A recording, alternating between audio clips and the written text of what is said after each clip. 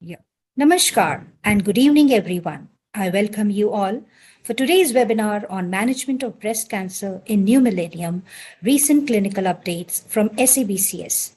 With immense pleasure, I would like to welcome Dr. Som Shekhar SP, who is the Chairman and HOD, Surgical Oncology, MHEPL, Consultant, Surgical and Gynec Oncology and Robotic Surgeon, HIPEC, Super Specialist, Manipal Comprehensive Cancer Center, Manipal Hospital, Bangalore, for the welcome and introductory note and to set the ball rolling. Over to you, sir. Thank you very much, dear colleagues, seniors, students, my friends, and all the delegates.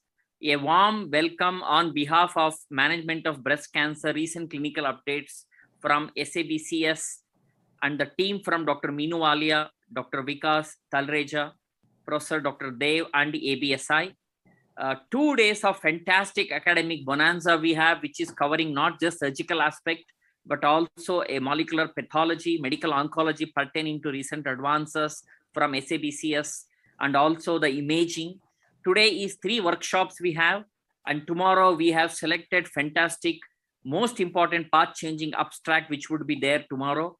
So welcome all of you today and tomorrow. We bring a warm regards on behalf of the conveners, Dr. Meenu Walia, Dr. Vikas Talreja, and ABSI from myself, Honorary Secretary Dr. Ashwin, and Professor SVS Dev.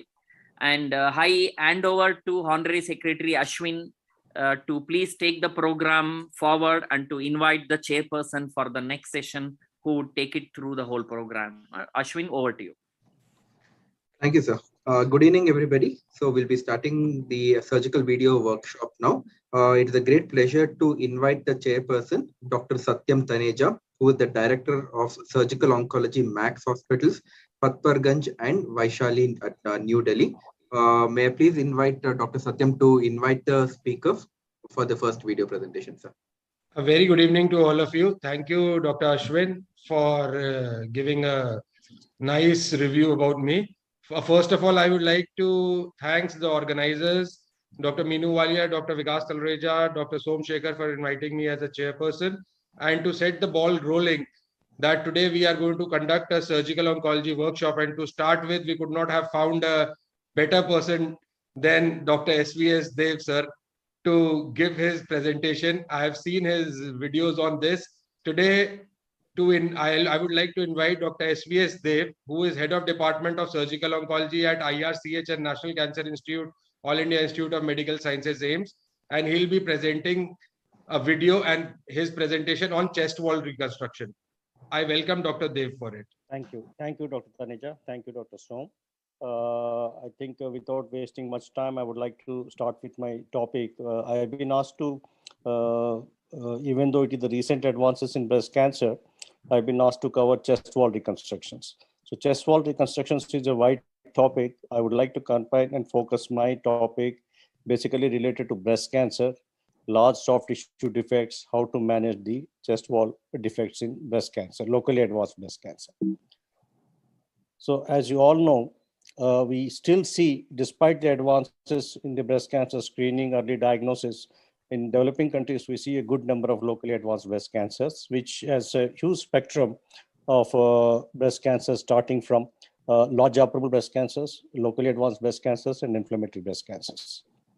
So what are the challenges when you operate these patients, locally advanced breast cancer? We have a different set of challenges compared to early breast cancer. When you operate LABCs, there will be extensive skin involvement, resulting in skin loss, difficulty in achieving a primary closure. We may end up with very positive or closed margins. Sometimes chest wall may be involved. Advanced nodal disease may be there. There may be non-healing wounds post-operative period, resulting in delayed adjuvant therapies. So these LABCs pose a different set of challenges for surgeons when they operate these patients. So what are the aims of surgery in LABCs? The wound closure should be using a simple, expeditious, reliable technique. A simple technique is always preferable in locally advanced breast cancer. Flaps should provide a good quality skin cover. Recreation of a breast mount is not a priority or mandatory, especially in extreme LABCs.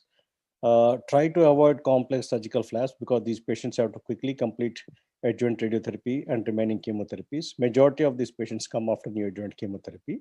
Hospitalization should not be too prolonged. We should be able to institute timely radiation. And oncological goals normally take precedence over cosmetic goals in LABCs. If you look at the evolution, how to manage the soft tissue defects in LABCs, it started with the skin grafts in the 50s and 70s. Then came the era of myocutaneous flaps. They were very popular.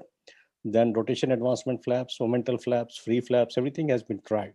But there is no consensus. What is the ideal coverage that should be offered to LABC patients? We share our own experience of thoracoabdominal flap, which is a very useful type 3, type C fasciocutaneous flap based on the perforators of the superior epigastric system and intercostal perforators. A large areas can be covered in the chest wall using these flaps.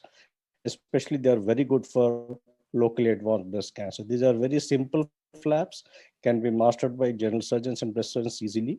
And we share our own experience, and I will present a short video. So before I present my video, I would like to just show you some anatomical landmarks of the territory on which this flap is based. So there are two sets of perforators on which we use TA flap. One is the superior epigastric arcade perforators, other is the intercostal perforators. We have published the original technique long time back, and we also did a comparative study with the TA flap with myocutaneous flaps and showed that thoracoabdominal flap is much simpler, much reliable, and can easily be performed. Less, morbidity is less, and majority of the patients can go for timely adjuvant radiation. So these are few case studies. These are not commonly seen in routine practice in the current era, where we see a lot of early breast cancers, but still we do see patients coming after neoadjuvant chemotherapy, operable, borderline operable breast cancers, not responding well to chemotherapy, but non-metastatic. So here, sometimes you end up with these kind of soft tissue defects. This is an example where we have used a medially based thoracoabdominal flap to achieve a cover. So we can avoid a complex myocutaneous flaps in these patients. And another patient of recurrent breast cancer with chest wall involvement here. We did a salvage mastectomy with chest wall resection, and you can see the flap marking on the right side. It is based on the laterally based perforators of a thoracoabdominal flap. So this is the kind of defect sometimes you end up, large defects. These are not amenable for primary closure, and skin grafting is not a good option. Myocutaneous were the most commonly used, but these are simpler flaps. This is the laterally based thoracoabdominal flap used for cover, and these patients can go for early radiation. Another recurrent chest wall breast cancer here. This is the recurrence, local recurrence infiltrating the chest wall. Chest wall resection was done, meshplasty, followed by a TA flap was used in this patient. Again, she was re-irradiated. These are rare situations. This is a case of osteoradionecrosis of the chest wall. We don't see quite often nowadays in the era of mega voltage radiation. So these patients sometimes require chest wall resection, and these can also be managed using TA flaps. The sarcoma of the chest wall again, breast here, you can see a huge sphagnolating sarcoma post chemotherapy. So again, this patient required a full thickness chest wall resection, and we did a meshplasty and a myocutaneous flaps in this patient. So these are few examples. What I will do now is to show a video of the TA flap, which is, I think, most useful for LABCs in developing countries. I will just start my video.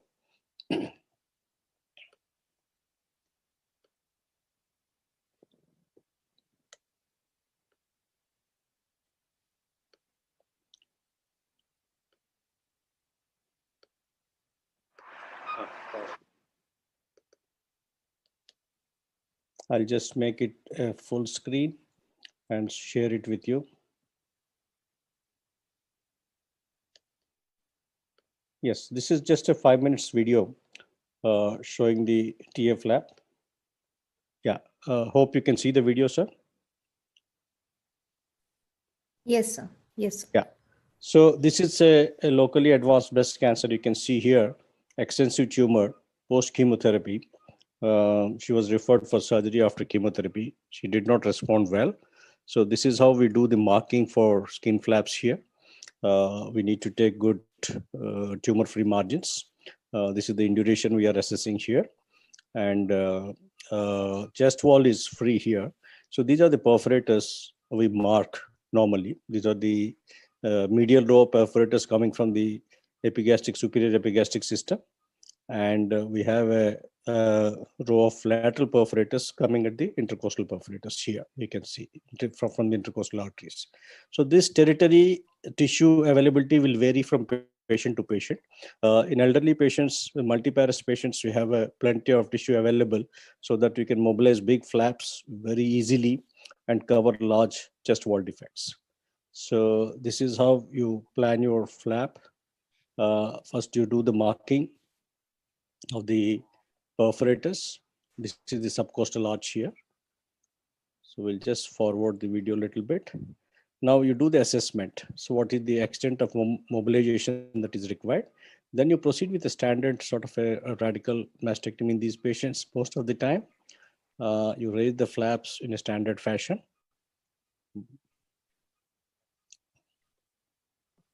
So this is the standard technique normally used for traction and counter traction. We use skin hooks, and we use electrocautery for raising the flaps. So there's hardly any flaps to raise because the entire breast is involved in these patients. So you can straight away go to, once you free the edges, you can start mobilizing the breast from the chest wall here. If there is infiltration of pectoralis major or chest wall, normally we go for resection of the those tissues to achieve a clear deep margin. So you proceed with the removal of the breast from the deeper planes. You can see here. You have to make sure that your pectoralis is clear. If any doubt, don't hesitate to take pectoralis major and convert into a radical mastectomy. So you proceed in a standard fashion. There's nothing much or nothing special in this part of the surgery. This is the standard. So there was a involvement of pectoralis major, you can see here. So this muscle is getting lifted. So we took a chunk of pectoralis major as a deep margin in this part. So you free the breast completely from all sides. Then you go to the medial side, watching the perforators, the second and third intercostal perforators. So this is the defect. The mastectomy is done. We complete the aggregate dissection also, and this is the kind of defect you end up. Normally, so what are the options? Traditionally, we go with the LD flap or other flaps. Here, since it's a bad case, extreme LABC, post-neoadjuvant chemotherapy, we did not want to complicate the procedure. So we went for a simple laterally based TA flap. So this is how you start harvesting the flap here. It's a fasciocutaneous flap. This is the plane of dissection. The anterior rectus sheath, this is where you need to limit your deep dissection. Raise the entire flap as a monoblock single unit. So this is the laterally based flap. Generally, we prefer laterally based flap for large medial defects and medially based flap for large lateral defects, so that your reach will be much easier. So you start, this cutback can be modified according to your needs. You see, these are the lateral row of perforators coming into view. So this part of the dissection, you have to be really careful. Either you can do a pre-op mapping of the perforators, or if you are an experienced surgeon, most of the time you know where these perforators come. So you assess your vascularity here of the flaps, and gradually you see your assessment, how far you need to mobilize. So this is a rotation advancement flap. So this cut will depend regarding your, depending on your need to reach the higher parts of the chest wall. So this is where we have stopped here. So this is the entire flap which is harvested. Now you see, these are the lateral row perforators. This takes just 30 minutes. The entire harvesting of the flap, any general surgeon or a breast surgeon can master this technique. And you can see these are the lateral perforators coming. These are the lateral perforators. So once you do this, you shift the flap into the recipient area. You do little mobilization of the local tissues and try to see whether you can achieve a tension-free closure or not. So you do this assessment and put some And this is the most vulnerable part of the flap. Normally, you see necrosis at the tip of this flap. So normally we sacrifice this triangle because this is where it is most vulnerable. So we debride this part and complete the closure. So the whole process takes just 30 to 40 minutes. For a bad LABC, this is a very simple option. So most of the breast cancer related chest wall defects in our center, and most of the trainees, they do these thoracoabdominal flaps. So this is what we wanted to highlight in this video presentation. Even though it is the recent advances and the advances in breast cancer, because we are seeing more of de-escalation, breast conservation, no surgery or minimal surgery, but still we do come across a good number of patients in clinical practice in developing countries. So these kind of surgical skill set is also required sometimes in your breast surgery practice. So with that, I would like to end my presentation. Thank you very much.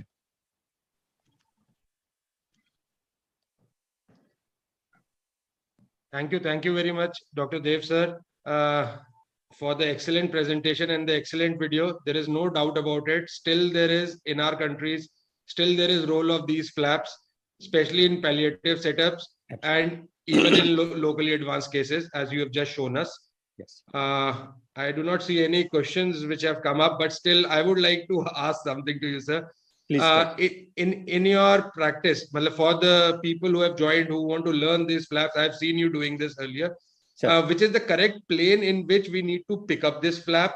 And the second question I would like to ask, in your practice, the medially based or laterally based flaps, the problems you have seen, the post-operative complications, are more in medially based or laterally based? These are two good technical questions, Dr. Taneja. Basically, what we do, the plane of dissection, this is a type C fasciocutaneous flaps. The fascia has to be on the flap side. You should not enter the abdominal musculature or the aponeurosis. So that is the plane in which we dissect the flap. The medially based flaps are more robust because the perforatus comes from the epigastric arcade, slightly more robust. But it's more to do with the location of the defect rather than what you do. Because normally if you want a good reach, especially if you have a large defect on the medial side, superior side, then laterally based flaps, it's very easy to reach those areas. If you have a large tumor on the lateral side going toward the axilla, then we prefer medially based flaps so that you can swing the flap and reach right up to the axillary or clavicular, infraclavicular areas. Morbidity wise, there's not much of difference whether you go for medial or laterally based flaps. Thank you very much, sir. Thank you. For your experience, what you have shared with us. Thank you. And with this, I would like to thank you. And thank you very much for completing on time and showing us in such a short time a very excellent video and presentation. Thank you very much. Thank you, Doctor. Thank you very much. Thank you. With this, I would like to continue, and it's good that we are on time. We are not delaying anything for the next sessions. So I would like to request our next presentation by Dr. Somsekhar sir. Dr. Somsekhar does not need any introduction. He is the main person behind this whole surgical workshop, and he is the chairman and head of department of surgical oncology at Manipal Hospitals, Bangalore. And we know all about his experience from breast to HIPEC to minimal invasive and robotic surgery. And today he'll be sharing with us his experience on ICG based sentinel lymph node biopsy, which few centers have started doing it. And in times to come, let us hope that most of the centers will transform with this. Thank you very much. Thanks and a warm welcome from ABSI and SABCS team. And I thank my colleague Dr. Ashwin, Dr. Dev, and Diptain for helping me do this program. We know that surgeon used to be static. We never had a dynamic scans. It is like an X-ray. Somebody takes an X-ray at some time and we read it. We never had a real time, like ultrasound or dynamic specs. They're all dynamic scans. And luckily, over last 5 to 7 years, we have been equipped with ICG, which is available in India, where it can be used for sentinel node if it is given perilesional or into soft tissue. If given IV, it shows the vascularity. So there are a lot of applications which happen with this particular thing. A lot of this work is done in my hospital, thanks to Dr. Ashok, who was our past honorary secretary of ABSI, and my team person who does a lot of oncoplasty, ICG-based flaps, microvascular flap, lymphedema clinics. So since this has not known side effect, no allergy, and it is very safe and it is real time, it helps us to know, and no ionizing radiation is required. A lot of renewed interest came. And the beauty is, based on the type of the probe you have, as much as 2 centimeter below depth of ICG can be picked up without keeping an incision on the skin. There are a lot of commercial available one. The one we use is the .nm, with which Dr. Ashok, Ashwin and myself have worked extensively. We did a lot of validation trial. It is make in India, made in India, Indian solution for Indian problem, which we use, available in Bangalore. The ICG dye is made in India. It is available. It is prepared in Madurai and also in Coimbatore. It's roughly cost about 1,100. If you purchase in bulk, it is under 600 rupees. Since we do about 300 Sentinel nodes a year, we purchase in bulk and it's very, very cheap. It comes in a powder form called as Oro Green. We dilute in 10 ml of distilled water, and then we take 2 milligram per kg, which we do. It helps in making the anatomical imaging for sentinel node, lymphedema screening, lymphedema surgery. Physiologically, also Dr. Ashok uses it for free flap planning, intraoperative decision for perforator flap, LTAP, all base perforator flap, even when he does a diap to see which part is not so viable, which can be cleared. And also when you do any myocutaneous flap for breast reconstruction, you can look which zone is not so strong, you can revise them. Even in a mastectomy, before you close, we always give this IV and then look the mastectomy flap, which part needs to be revised. Post-op flap monitoring. So today my particular talk is about SLNB. I'm going to do that. Diptan is going to cover about reverse, axillary mapping with ICG, and Ashok is going to cover everything about lymphedema. This is a video. I'll straight away go to the video. The problem we had with conventional, blue dye and technetium colloid is it needs expensive probes, nuclear medicine department mandatory, cost of it, 2 hours before you have to inject, and radioactive problem, and it is a static image. So ICG has none of this problem. We use this particular thing. Remember, there is a filter which comes inbuilt in that vial. If you are doing for sentinel node, not IV perfusion, then you must aspirate through this filter. What this particular filter does, which comes in each box, is it filters off up to 180 to 210 nanometer. So you don't go early and you don't go late. Then we, irrespective of where the tumor is, we pinch and we give it subcutaneous into the retroalar SAPI. In front of your eye, real time, in few seconds to minutes, it passes. You can see the blush followed by the lymphatics. And then from the retroareolar SAPI, it goes to axilla and stop, and which is the first echelon lymph node. If you use a conventional handled gamma probe and technetium nanocolloid albumin, then if you go to axilla, you don't know whether it is a first echelon node because it just is a sound. You may go early and not find any nodes, or you may go late and pick up second echelon node. Here in this case, it is not the node that is important to pick it up, but the lymphatics which goes and stops there. And right time, imagine patient is in OT, induced general anesthetic, then you do it. Also, it gives light bluish tinge. If you are doing, the validation study which we did, the probe shows 98% of the time it is the same node. There's another video. You inject to retroareolar SAPI, irrespective where the tumor is. There is a blush. Even before you keep a cut in the axilla, you can see the lymph nodes like this. Then you can see that these are fluorescent node. It also gives a light greenish blue color, so that helps. So you can then harvest this particular node and you can send it. This is the advantage. You can see this primary site, the lymphatic channel, fluorescence, and then the node. So beautifully you can pick up. So you don't pick up second echelon nodes and erroneously think it is, and then you have a high false negative rate unnecessarily. So this is a beautiful thing. This part will be covered by Ashok. So this is a validation study we did of 100 cases, which we published in the breast cancer, where the low cost ICG and Indian handled probe can replace an expensive gold standard dual tracer available, which is there. And in addition to this particular area, Ashok also uses to know the flap monitoring, also for the perfusion routinely. This I borrowed from Dr. Ashok. You can see that when you take a diap microvascular flap, see, you give ICG, you know where the perforator are and which is the dominant. And excellently, you can pick it up immediately from there and you can mark them. That's the advantage of this particular area. And after you harvest the flap, you can see which perfusion is poor and you can revise them. Even when you do an anastomosis, you give it and look across the anastomosis, see the perfusion between the internal memory and then the epigastric, how well perfusion is happening in microvascular, then you know the flap is very good. And also when you do a perforator based flaps, you've done a LTAP or LCAP or anything, you give ICG and you look, entire flap is uniform, otherwise there will be fat necrosis, hardness, cosmesis poor, and mammographic evaluation is due, then we can revise this particular area. Even when you can do the dosimetry, so you have no edges, marginal necrosis, no fat necrosis available, you can use monochrome or you can use color augmentation. You can also do dosimetry like this and see which part is high perfusion, and you can revise the tip. And then in our hospital, all the flaps when we do for mastectomy, we also do the mastectomy. So in conclusion, it is simple, easy, inexpensive, no radiation, real-time dynamic scan, helps both diagnostic and treatment. Thank you very much. Thank you very much, Dr. Dev sir, for such a short, crisp and excellent presentation what you have given us about role of ICG in sentinel lymph node biopsy.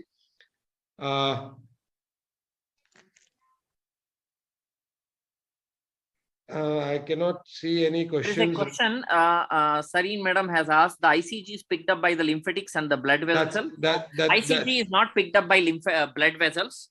Depending on where you give ICG, it is picked up. If you give into the soft tissue, it is picked up by lymphatics. If you give IV, then it picks up the blood vessel. So if you are doing for sentinel node, then into the breast tissue, peritumoral or retroviral SAPI, you do only lymphatics and lymph nodes come. If you give IV, which is in perforator flaps, oncoplasty, microvascular flap, then the vascularity is known. So IV injection, 45 second, perfusion is known, blood vessels, perfusion. Subcutaneous or retroviral SAPI or into the parenchyma, peritumoral, lymphatics pick up. So one question I would also like to ask, sir, you prefer to give, it doesn't make a difference, but what is your practice to give retroareolar or peritumoral?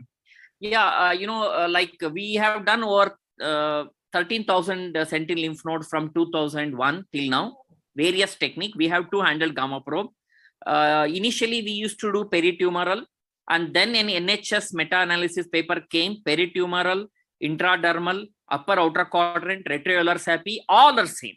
So last 7 years, we switched over to retroviral SAPI because it's single injection, retroareolar, and the sentinel node is exactly the same. So now we have totally switched over. First 10 years, we did peritumoral, then we switched over totally to retroareolar SAPI. So basically, you are doing retroareolar right now for all the cases from last 7 years. Yeah. Thank you very much, sir. And this ICG based is a routine practice in your hospital right now? Yeah. Or after we did a validation study and published, comparing the gold standard and found ICG was better than the conventional. Last 3 years, we have switched over to ICG 100%. Okay. So basically, you're not getting radioisotope injections done, and you're not using the gamma probe or anything right now. We have 2 gamma probe. We prepare our own nanocolloid. We have in-house nuclear medicine. For 15 years, we did that, more than 10,000, but we now stopped after we have all this benefit, economical, cheap, in OT, done by us, no cost, no radiation. It's a dynamic scan. Thank you. So I have just one question. Yeah, that's excellent presentation. So even our pickup rates are touching 100% with ICG. Did you encounter any problem in the depth of the lymphatic nodes, especially certain obese patients? We had initial difficulty in catching the fluorescence. I agree with you. High BMI patient is one of the factor for failure with any dye, more so also with ICG. Luckily, the camera we have has a 2 centimeter depth. Most of the other commercial is 1 to 1.5 centimeters, sometimes 7 millimeter. The one we had old version 1 probe was 1 centimeter, so we had difficulty in obese patients. Sometimes we had to open the axilla to identify fluorescence node. Now the version 2 has been upgraded to 2 centimeters. So after this, luckily we don't have it. Thank you. So there is a question from Dr. Ramesh Sareen.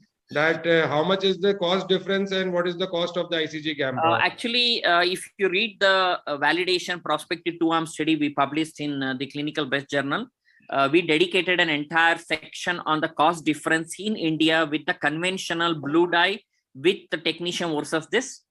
In India, it was $280 in a private sector to do SLNB by a conventional method of gamma probe with blue dye. And here it is under $20.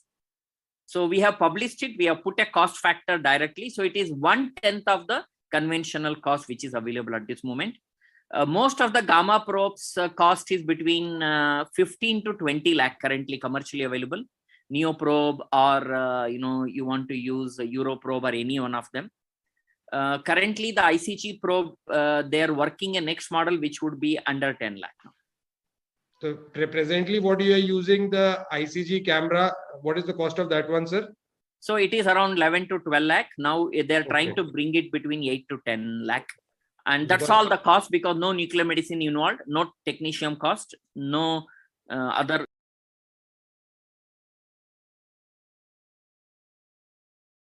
technique we are doing. And we don't have to inject 2 hours before in the ward when patient is awake. Here it is on table and it's a dynamic scan. So you don't have to open axilla and search whether it is first echelon or second echelon node. Thank you very much, sir, for an excellent presentation, what you have given us. And with this, I would like to thank Dr. Somshekhar and try to take the session to the next presenter. Now, I would like to is the lead comprehensive breast service and breast cancer research unit head at Department of Surgery at IPGMER, Calcutta, and he'll be presenting on ICG guided ALND and ICG guided primary lymphovascular bypass.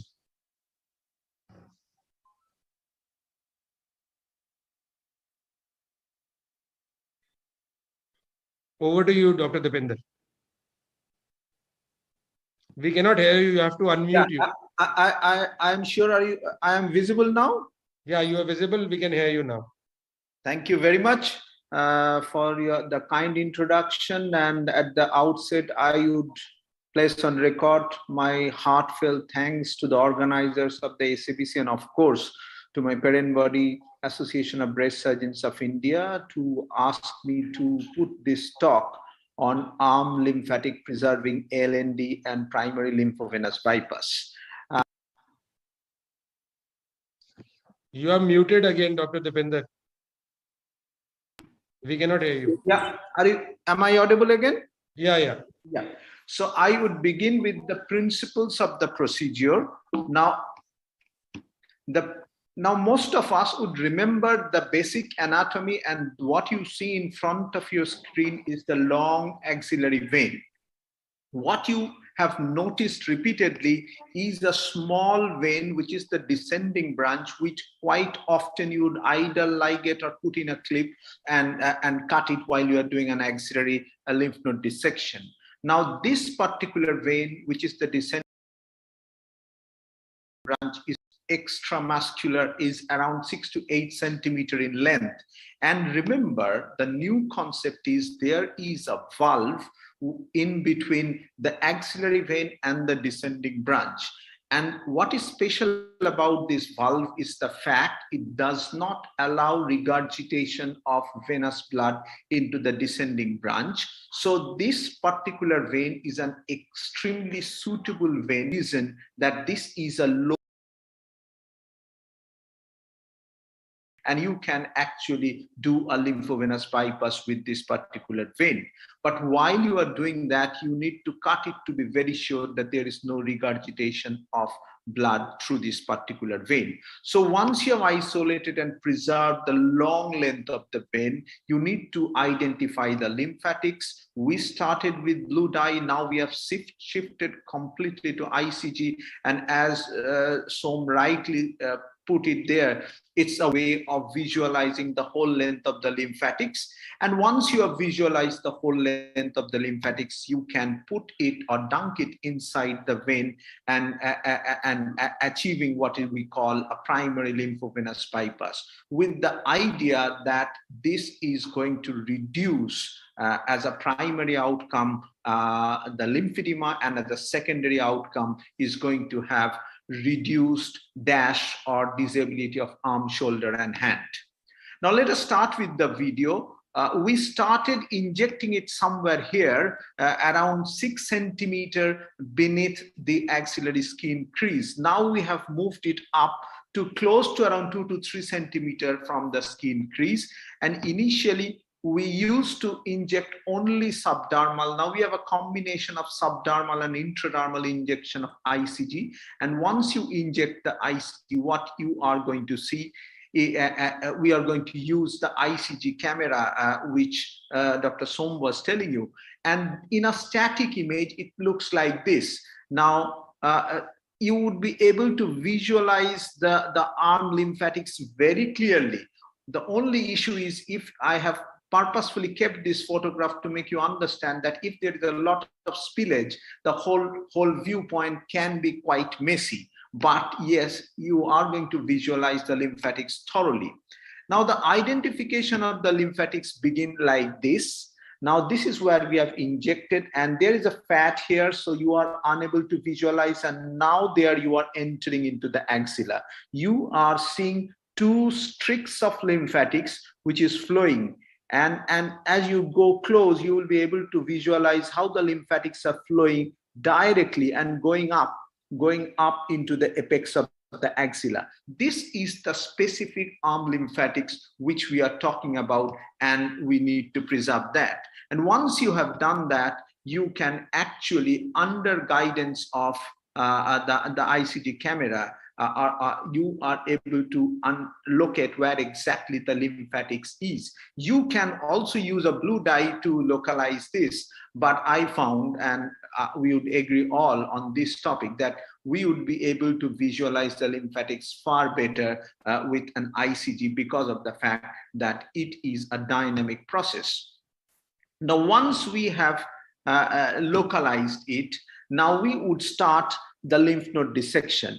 Now see, this is the lymphatics, and if we, once you are looking at the screen, you would be able to understand where the lymphatics is situated, and then you start dissecting the lymph node down, preserving the whole length of the arm lymphatics. And this is exactly how it looks like while in the screen, the monitor. You see, you can lift up the lymphatics, and literally you can play with the lymphatics and preserve the lymphatics, yet take down all the lymph nodes from the axilla. So basically, you are taking out the lymph nodes which are draining the breast, and you are preserving the lymphatics which are running from the arm, as has been mapped out by reverse axillary mapping. And this is how you can see the whole length once again completely visualized, preserved up to the apex of the axilla. Now you can stop the procedure here. These are 2 different validation studies. The first one we have already validated and got it published. There we would not do a lymphovenous bypass, but we have another study ongoing, which is on primary lymphovenous bypass. So if you are planning to do a primary lymphovenous bypass, we would begin with the venous dissection. Now this is the descending vein that you can see. Very carefully, you are going to preserve this, which you would have otherwise in a rash way dissected, ligated, or clipped, whatever is your method. And see, this is the descending branch, and we are just putting in a liga clip there to be sure that there is no spillage there. Now, once we have identified the whole length of the vein and be sure that there is no regurgitation, we would cannulate the vein. Now, initially we have tried with end-to-end anastomosis. Now we are sort of trying with end-to-side anastomosis.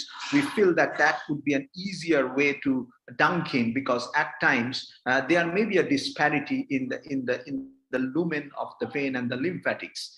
And this is how you have cannulated and you can make a small nick on the lateral side of the vein, and you'd be able to make a lumen there.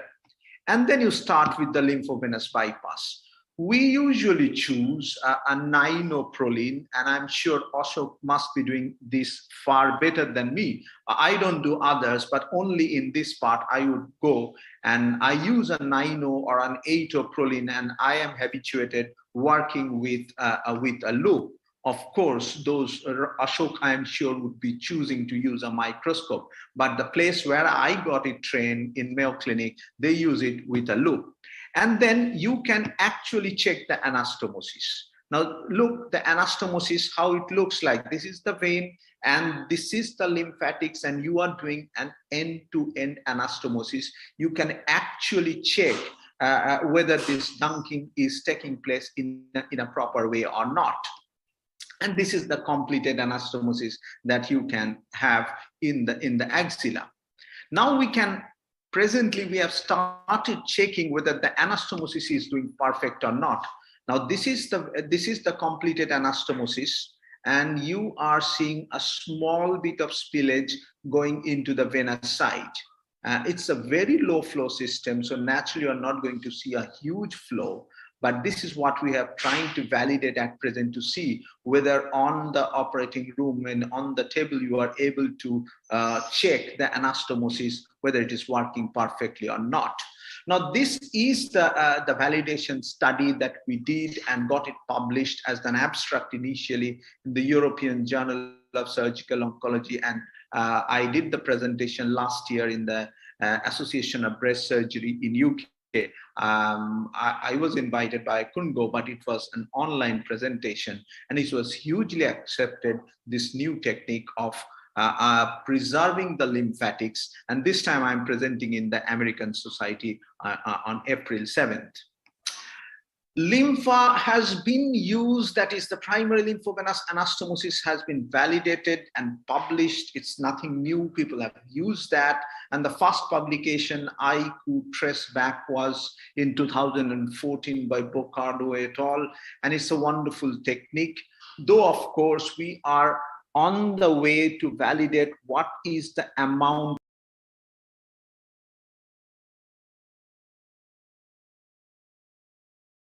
on both sides is trying to assess at 3 months, at 6 months, and 1 year, and to end of 2 years. It's too early to comment what is the amount of reduction. And presently, as sentinel lymph node biopsy has come up very strongly, and most of the patients are doing fantastic, and they are getting an early disease now. So sample recruitment can be very difficult. But in most of the studies, it is showing. So the key word is arm lymphatic preserving axillary lymph node dissection is a novel concept. And I am sure if we are able to validate this, we are about to register in the clinicaltrial.com in next week, this randomized control trial. And we are working with the statistician about the sample size. And if we are able to have the RCT results, that would take another 2 to 3 years time, then possibly primary lymphovenous bypass or lympha, which is a fast evolving concept, may not be essential in most patients where we are forced to do an axillary lymph node dissection. So thank you very much. Thank you for your patient hearing. Thank you very much, Dr. Dipender Sarkar, for your excellent presentation on lymphovenous bypass and lymphatic preserving axillary lymph node dissection. Someone, Dr. Ramesh Sareen, has asked, is there any publication in patients with NSCT? No, madam. We are just validating at the beginning. I agree. I told you it's very difficult to recruit patients because most patients now would go for a neoadjuvant systemic therapy. So recruiting and completing the sample size can be challenging.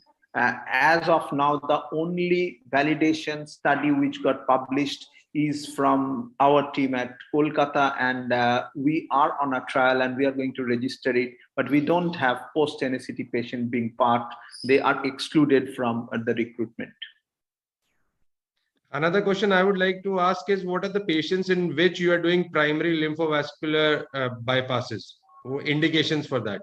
Yeah, if we are, this is part of the study presently, and I know Ashok is doing it routinely in many patients. As a policy, if you think that you are going to do an axial lymph node dissection and around 35% of the patients are going to develop lymphedema, if you do so, though of course it's not so generic, we are able to understand and navigate the lymphatic anatomy of the arm now, and there are 5 different patterns to that. And so if you believe that 35% of the patients are going to have lymphedema, you should be performing it as a routine procedure, because it doesn't take long time. You don't think it requires 2 hours time. It takes hardly 30 minutes time to complete. Just put in 3 or 4 sutures and just dunk in the whole thing into the vein, and it works. But it's not completely validated yet.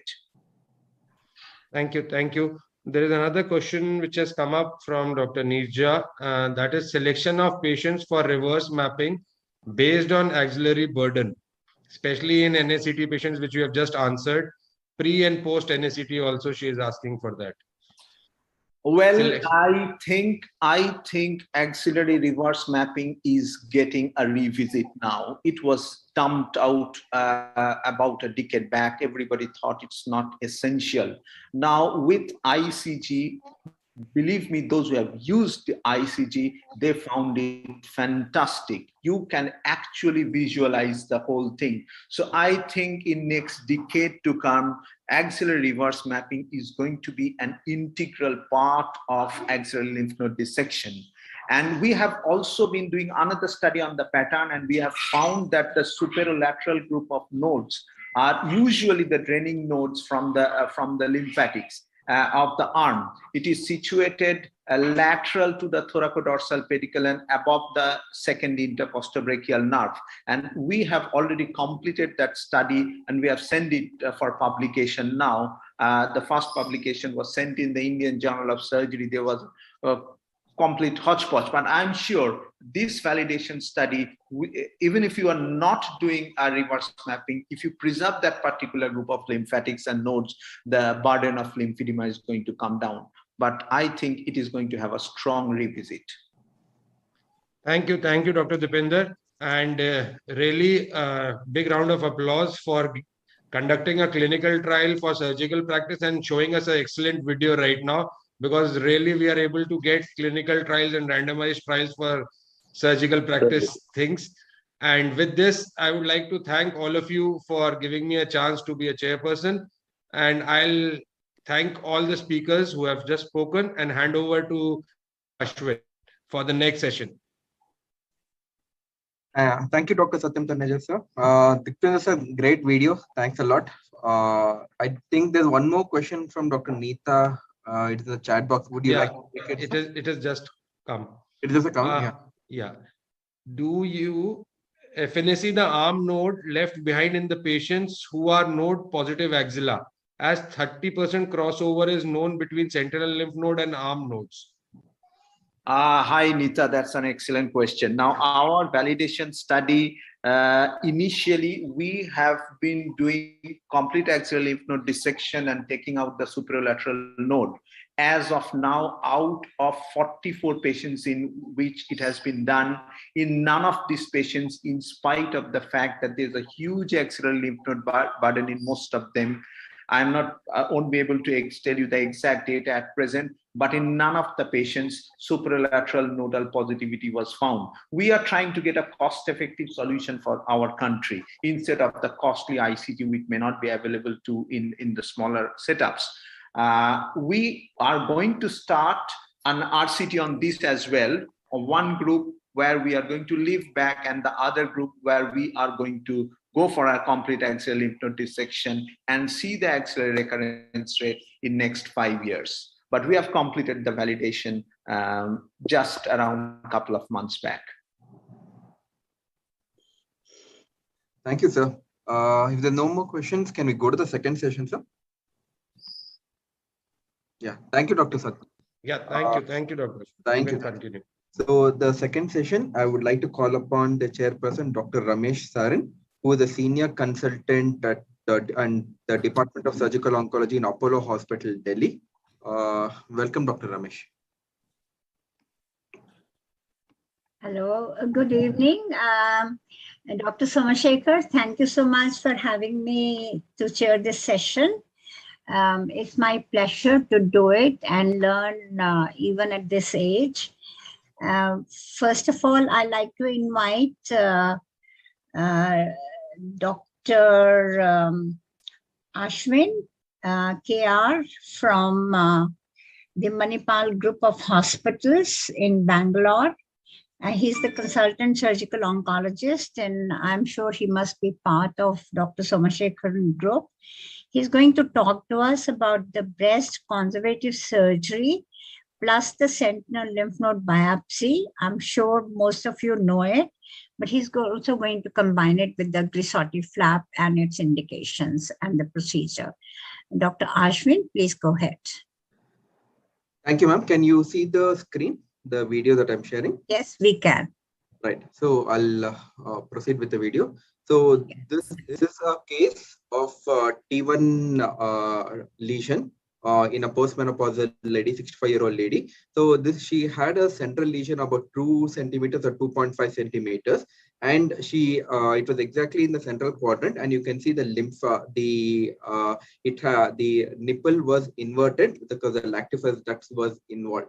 So the same we can see in our mammogram in the CC view.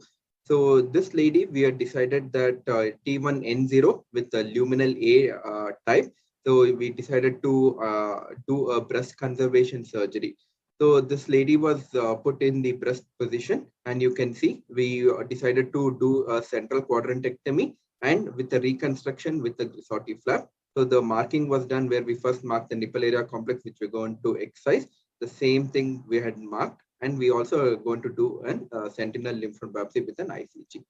So as Dr. Somashekar sir has told you, our Manipal hospital, initially we used to do with a dual dye with a radiocolloid. Now we have completely switched over to the ICG based SLNB single dye. So what we use is the Oro Green. This is the one we have been using since last 5 years. It is made in India. It costs about roughly 600 rupees. So it comes in a powdered form. It is 25 milligram. So ideally, we would like to use somewhere between anything less than 2 mg is enough for doing SLNB with ICG. So here, what we do is we dilute the entire ICG, the powder with 10 ml of saline, and we take 2.5 mg of the 2.5 ml of this the dye through a filter after shaking it thoroughly so that the microgranules completely dissolved. And we take the dye and we inject it we make sure we shake it completely, and with the help of a filter we take about 2.5 ml with using a filter, and we use this for injecting for the sentinel node. So this is where we inject the dye. We prefer to inject it in the retroviral region. And once we do that, we make sure we massage it completely for a period of 5 minutes. Once this is done, in real time, we use what is called as the Irilic ICG machine. So you can see here with the handheld probe, after about 5 minutes of massage, you can see the dye gently going into the axilla. So this is wonderful to see. We wait for about 7 to 10 minutes, and we can see the dye going into the axilla. And the point where this lymphatic enters into the axilla, that's where we mark the point where it enters. And that's where we put our incision for doing the sentinel node. So before we used to actually, in fact, put a very big incision, because when I used to use the blue dye and along with radiocolloid. But with the ICG, you can see the incision is barely maybe 2 centimeters. Once the incision is deepened and the clavipectoral fascia opened, you can see, again, we use the probe and we gently dissect, making sure the lymphatics are not broken or torn. Because the main issue is the dye starts leaking out and we get a very messy field. and we are not sure which is the lymph node. So we have to dissect carefully. We use gently, we use Babcock, or we use dye. And once we make sure the lymphatics are not torn, we go up till the area where you can see the fluorescent light up. It is like a firefly. And to confirm it, we have our special machine that we use, the Indian-based Irilic machine. We use different modes. One is the mono mode, another one is the pseudo mode, and also the color mode. So gently we do make sure we only remove small part, only single or two lymph nodes, making sure that we don't do an extensive dissection. Like I said, we have two modes, and we also have sensitivities, because if it's a fat patient, we use more sensitivity. If less BMI, we can do away with one or two sensitivity. So it's a great machine that the Irilic people have made. And this entire lymph node is carefully dissected, and we remove it. And again, we check for the ICG in outside the body. And once this is confirmed with the ICG machine, we send this for frozen section. So we usually remove one or two lymph nodes. Now you can see in real time, the same node which has been removed, we confirm it with our ICG probe, and we check on the monitor for the make sure that we got the correct lymph node, and we again confirm it in different modes. So once this is done, this is sent for frozen section. So in this patient, after that, we proceeded to go ahead and do the excision of the primary. So this, like I said, this lady had a lesion in the central quadrant, about 2 to 2.5 centimeters. So we made a circumareolar incision, and the whole the incision was done with a regular technique with a 15 blade D knife. And once the incision was done with the cautery for 20 to 25, we prefer to use cutting more than coagulation. So we did a central quadrantectomy all round with the help of skin hooks. We make sure that we don't undermine too much, and we go to the other quadrants. We have to make sure that we have equal traction and all round. And you can see the dye which is being preserved, which is there with what we used for doing the sentinel load. Once the same thing, we make sure we go down till the pectoral fascia, and we remove the entire specimen, and till the pectoral fascia, and the whole thing is removed. So as their standard, we put short superior and long lateral silk threads for marking. And again, we send this for a frozen section to make sure we have got the entire tumor out without having any positive margins. And once this is done, you can see the specimen with the defect. And we put 4 to 5 titanium clips for as by standard for marking for radiation. So once this is done, that's when our plastic surgery headed by Dr. Somshegas or Dr. Ashok's BC starts. So first we make the skin incision. So we have previously marked the area where we are going to form the central disc, which is going to go ahead. So Grissotti flap is a form of advancement rotation flap, where it's both dermoglandular pedicle we use to insert it into the defect. So with the formation of a new nipple areolar complex.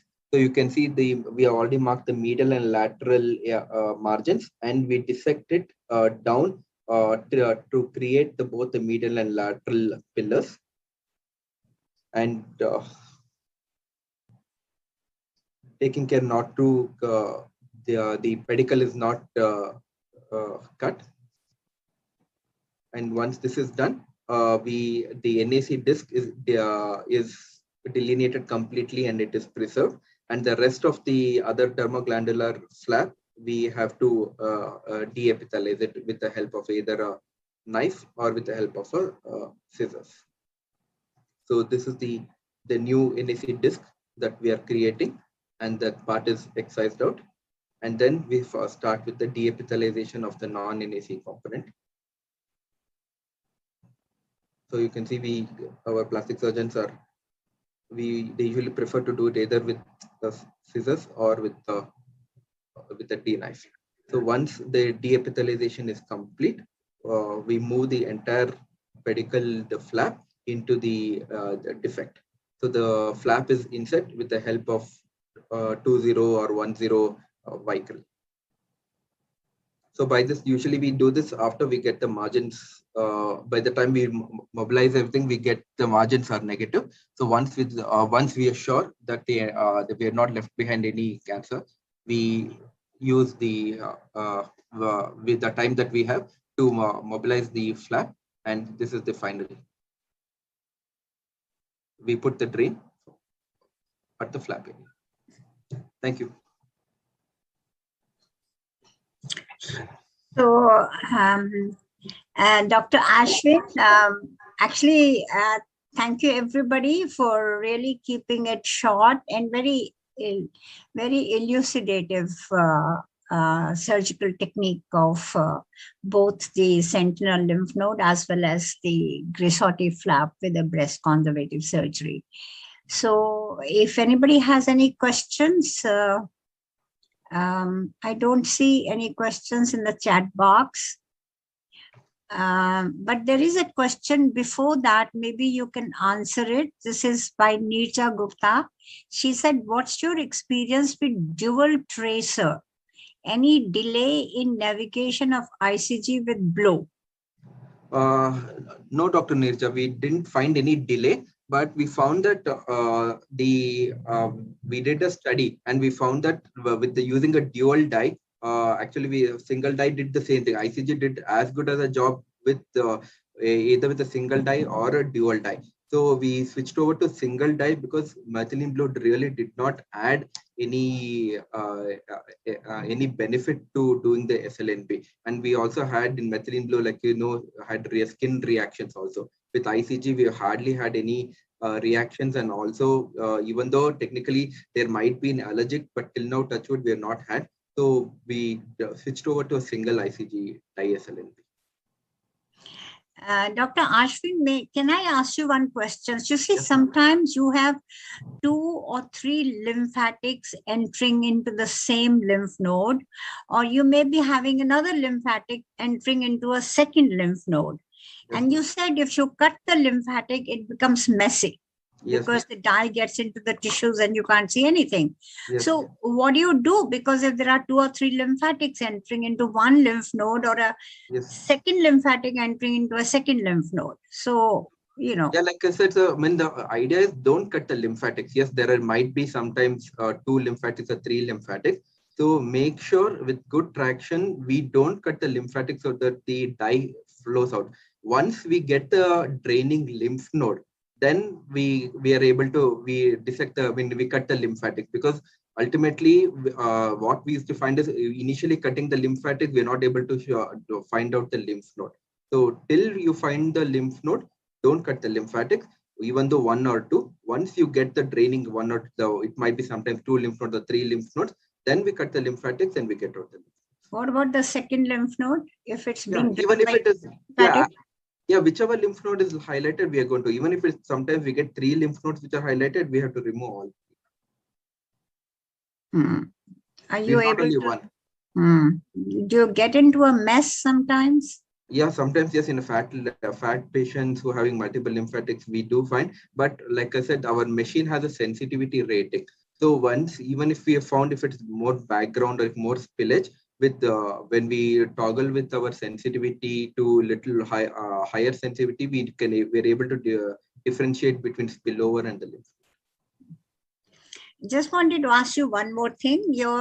All your random flaps are also being done by your plastic surgeon. Yes, we have a very good team. So they are the experts. So we always call plastic surgery team to do. Because now the trend in UK, at least in UK, is to so-called the breast oncoplastic surgeon. Yes. Means the surgeon will do everything. Yeah. I was trained in Stoke-on-Trent for 3 months with Dr. Shankar Narayan. Yes, they do everything. It is a single surgeon who does it. But like I said, our team is so good that we prefer. And like I said, we are general surgical oncologists. We sometimes are robotic and multiple. So we prefer them to do it. Good, very good. Excellent. Thank you so much. I think Ashwin has done a great job and we are right on time. And the next speaker is well known to everybody, doesn't need an introduction. That's my dear friend, Dr. Neeta Nair.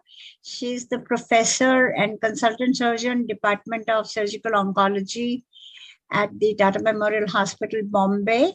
And she's going to talk to us about volume replacement options for oncoplasty. I hope these are both random flaps as well as the perforator-based flaps. So, Dr. Neeta Nair, your presentation.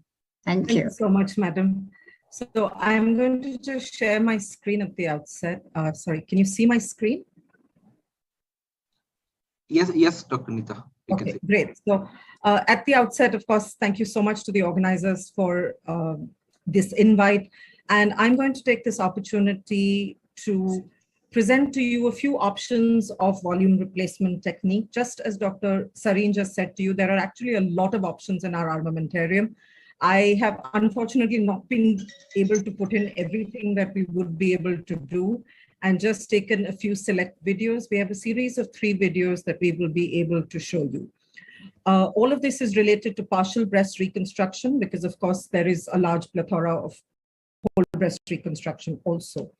When you're choosing the right flap or the right option for reconstruction, it's going to be breast tumor ratio, it's going to be tumor location, and of course, the donor site available to you.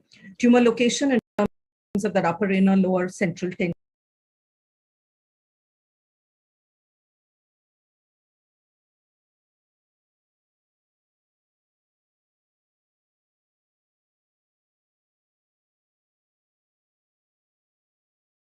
Fair number of random pattern flaps based on advancements. You saw one with an excellent video from Ashwin and Ashok. You also know of various transposition and rotation flaps that will take in tissue either from within the breast or from the lateral fold and the inframammary fold. The same lateral and inframammary fold can also be based on specific perforators. The very popular intercostal perforators, of course, now are what we use often. The workhorse, I think, part of our armamentarium and part of one of our options. So we do need to look at what's best for this patient and choosing between flaps. And I'm just giving you 3 options for what would be outer quadrant tumors. You would need to look at how much skin you're going to excise, where the tumor is located, and of course the donor site. The first video is courtesy of my colleague, Dr. Purvi Thakkar. It's a 51-year-old lady who had an upper inner large tumor of 5 by 4 centimeters with a matted lymph node. She was given neoadjuvant chemotherapy for the same. She was ERPR positive, HER2 negative. Despite the chemotherapy, she continued to have stable disease, and she had a large volume of parenchyma that was still involved, and the skin that you can see is still puckered in. So we chose to go ahead with a wide excision breast conserving surgery and a latissimus dorsi flap. As you can see, we need to excise a very large volume of skin paddle for this lady. We've gone ahead with an oncological wide excision, making sure our margins are clear all the way down to the muscle. This patient has also had a small sliver of muscle excised. Once we're done, we're going to mark the specimen with a short superior long lateral and place clips in the bed.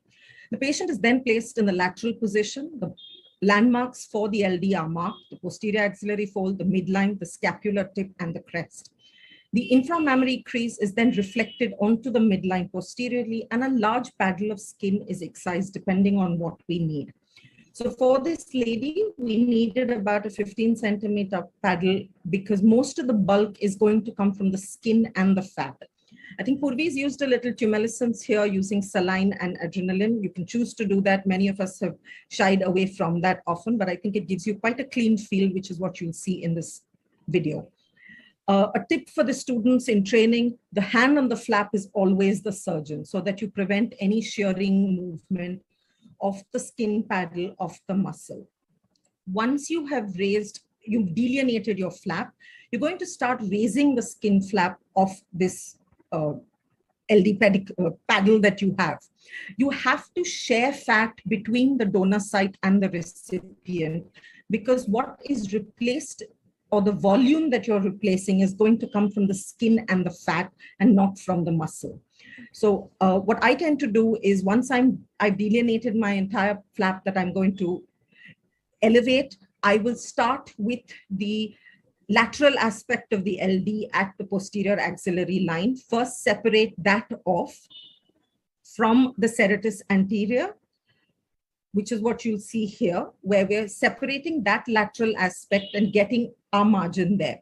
Once you know that the LD is in your hand, you go on to what is your inferior border. This is the only place that you should be cutting or incising muscle. If you are incising muscle anywhere else while raising an LD, you want to stop and reorient yourself with your anatomy, because everywhere else there is areolar tissue in which you are separating off the other muscle structures. So here we start then going over to the midline, separating it off the trapezius and moving with the muscle paddle across towards the axilla. You will see lumbar perforators come into view. You must take cognizance of them and clip them or ligate them well. We move the entire paddle, then starts moving from midline to the posterior axillary fold, taking as much fat as needed. If you're doing an extended LD for whole breast reconstruction, all the scapular fat can also be raised. Once you have raised the flap off the back, you open out the axilla posteriorly and you swing this paddle into the axilla like a pendulum. There are a couple of steps you can do from the posterior aspect. I like to do them from the front, so I'm going to show that to you, which is primarily dissection of this entire paddle of the teres major. You want to separate the LD muscle of the teres major so that it does not fall back. If you have not done this one step, you will always get a little bit of a tug in the muscle trying to fall back posteriorly, and it affects cosmesis and gives you that little pull. One step that I think is extremely important, and before we go ahead, is that you take a skin stitch with the LD muscle to the chest wall. That allows you to move the bulk out of the axilla. It continues to maintain the axillary crease. You then deliver the LD into the breast and suture it and inset it. We've used a large volume of skin, but as you can see, the axilla is hollow, which comes from that single one stitch, which is pulling in the paddle there. Another option that's now become very popular for the outer quadrant primarily is that of the lie cap. This is a video of a 43-year-old lady who had multiple tumors in the outer quadrant, because of which we went ahead with upfront surgery. You will see that it's a fairly large bulk of tissue that we're going to end up excising. Traditionally, for a patient like this, we would have done an LD for reconstruction, and we've now moved to these lie caps or transposition flaps more so. The lie cap is based on the one or two of the three perforators that are located along the lateral crease of the breast. There is a large paddle of skin that every patient offers to you. And I would say that the donor site is going to be dependent on the patient, and you need to assess that as to whether that volume is going to be adequate for you. So between the anterior and the posterior axillary line, about 2.5 to 3 centimeters from the lateral border of the LD is where these perforators lie. And they aren't very, they're quite fine, I would say. So if you can supplement this with either a long thoracic artery, if you're taking a very large bulky flap, or at least 2 perforators, I think you prevent a lot of fat necrosis in the long term. So you will see in this lady, we will have marked anterior and posterior axillary lines. I always mark my inframammary crease, and I will mark the nipple areolar distance along on the meridian. The flap is then marked based on what she allows. You can take either a horizontal paddle or an oblique paddle, depending on where the tumor is located and how you're going to swing the flap in, and of course the donor site that she offers. The 2 perforators that I've marked are in blue, and the red is actually the long thoracic artery. Unfortunately, this lady was node positive, and we had to go ahead with a clearance in which that long thoracic artery was sacrificed. A large volume of this breast parenchyma is excised because of the multifocality of this tumor. Fortunately, the anterior margin was quite far away, so I've gone ahead with an excision from the lateral mammary crease, allowing me to avoid an incision on the breast and get slightly better cosmesis, I would say, though I don't think an incision directly on the skin really affects the patient that much, as long as we've closed it well and you prevent any movement of the nipple areolar complex. So we've done a good wide excision right down to the pectoral muscle.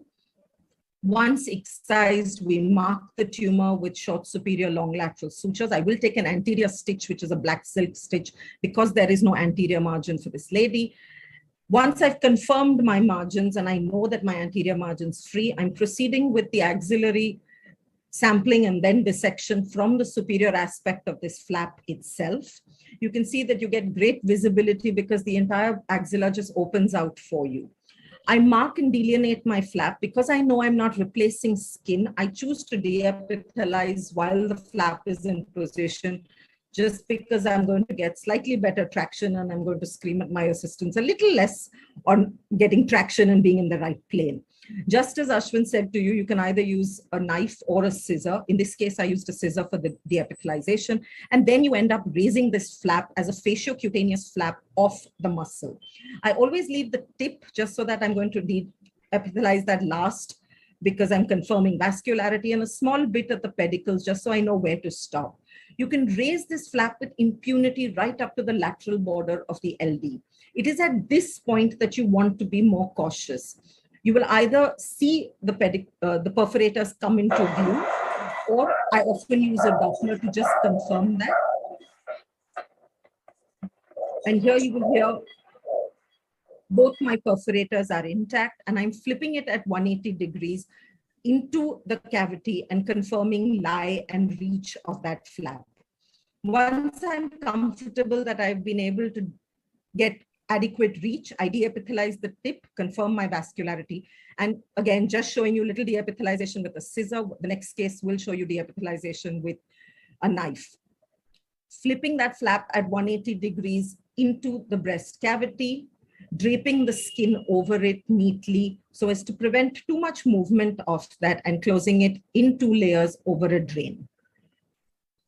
One thing that I always say is, please don't forget to take out, I use a lot of clips to mark my landmarks. So I must remember to take those out once I'm done. So this is the immediate post-op. This is post-op day 1. You will notice that we've had no movement of the nipple areola, continued to have good ptosis on this breast. Pathology was good, clear margins, 2 lesions with intervening parenchyma that was involved. And this lady completed radiation and came back for her first follow-up, and she's actually now due for her second follow-up, and I was quite happy with the cosmesis. The last of my videos is just to show you options for anterior intercostal perforators. You will hear Geeta talk about other options with the AI cap. This is just about using a crescent. And I think why I brought this up is because the lower central quadrant, like I said, is quite unforgiving and often needs volume replacement even for smaller excisions. This is just 2 centimeters of a tumor, but you can see that the skin is puckered in. And had we not chosen to either do a rotation or a replacement, we would have had parrot beaking post-op. With this lady, she refused to have anything on the contralateral side. So we went ahead with a small replacement using a crescent flap, which is based on the anterior intercostal perforator at 6 o'clock. I'm just marking the extent of my flap based on the volume that I'm going to excise. And a crescent of skin is then delineated and used to replace that volume. Again, because my anterior margin is well away, I've been able to excise from an inframammary crease, good wide excision with oncological principles in place.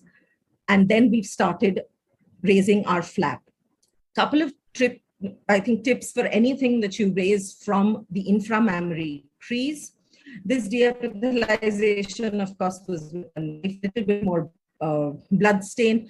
But a couple of tips is that you never take the parenchyma at the breast. You choose to bevel towards the flap rather than into the breast. So you do not take breast parenchyma into this flap and worsen the cosmesis. The other opportunity to take more fat into the flap is from the anterior abdominal wall. Once you have raised the flap and the 2 limbs of the flap, I'm just checking inset.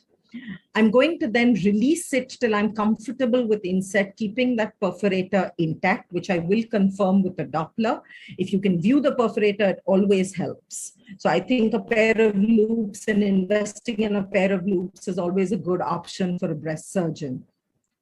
I always choose to take at least a single stitch, if not two, to bring the two flaps of the crescent or the two limbs of the crescent together. It just allows for less movement of the fat in the breast cavity and gives me a slightly more firm replacement of the volume. One of the tricks, I think, for any patient whom you do any flap, whether it's a transposition or a perforator-based flap, from the inframammary crease using the anterior abdominal fold, is recreate the anterior abdominal fold to the IMF. When you drape the skin over the flap, it should not reach down, but the anterior abdominal wall should be raised up. So as you can see, good wide margins. We've been careful about our anterior margin here also. This lady was 0 out of 5 on her sentinel node, and we've been able to maintain ptosis with a small amount of volume replacement using that flap. Thank you so much. Thank you, Neeta, for those 3 wonderful videos. I wish we had more time to see them in more detail, but they've been very educative. Both the LD flap as well as the LCAP and ACAP flap, and wonderful post-operative results. Impressed, and also impressed for the fact that you people do it all yourself, you know, excision as well as the flaps. So I will be honest that we do have an excellent plastic surgery team, but we tend to use them more for our reconstructions, which are whole breast. And I think because we have them inundated with that, a lot of this work is done by us ourselves, but most of our work is in conjunction with the team together. Yeah. Any questions from anybody else? We have, I think Neeta is, we still have another couple of minutes. No, I think we're finishing off with it. But Neeta, that's wonderful. And I mean, you are excising large chunks of tumors without an LD and all those flaps.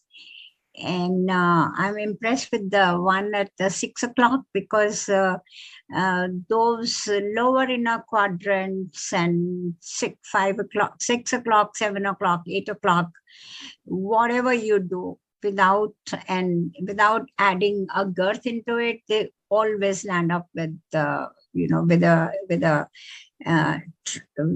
with your hand raising the breast is always retracted inside. So it's a very good one. I will say, madam, and I wish we had some more time on that, is some of the excellent options are just simple rotations if your volume of excision is not very large. And something that's upcoming in a new way, it's actually a very old plastic surgery concept, which is just geometric rearrangements.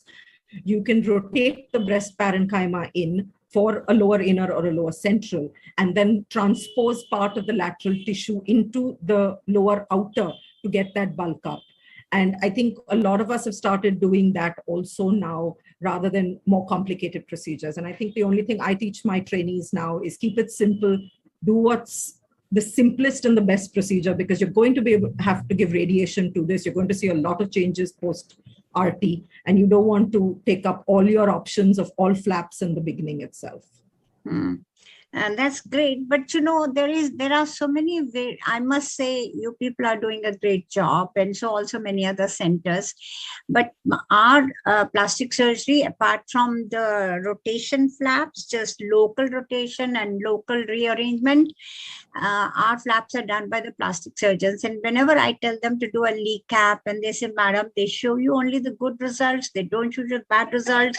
This is not really fit. It's a large excision. So partial LD is now becoming the vogue. I think you also had we still, saving we the partial LD. yes, we still continue to use LD often, but I will say that our volume of what we used to do with LDs has changed with these perforator flaps.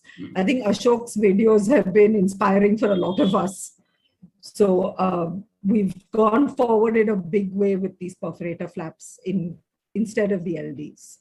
No, I'm talking of the partial LD, you know. So even with the mini LD and the TDAPs that are raised, I find that a TDAP is a very technical flap, so I shy away from it. They don't even have to shift the patient to a lateral position. Yeah. They just rotate. So I shy away from a TDAP, but I think our plastic surgeons do prefer that. Yeah, right. Thank you so much. I enjoyed it. I'm sure the others also did. And I hand over the proceedings to the organizers. Thank you. Thank you, Dr. Ramesh. But there's one more presentation by our consultant plastic surgeon, Dr. Ashok, sir. Yes. Sir, can I please call upon you to present your video on your series of lymphedema? Yes, yes. Thank you, Dr. Ashok, sir. I just saw it.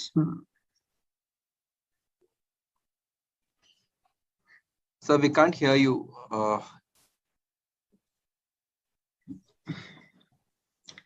Dr. B. Ashok. Ashok BC. Ashok BC, yeah. Dr. Ashok BC.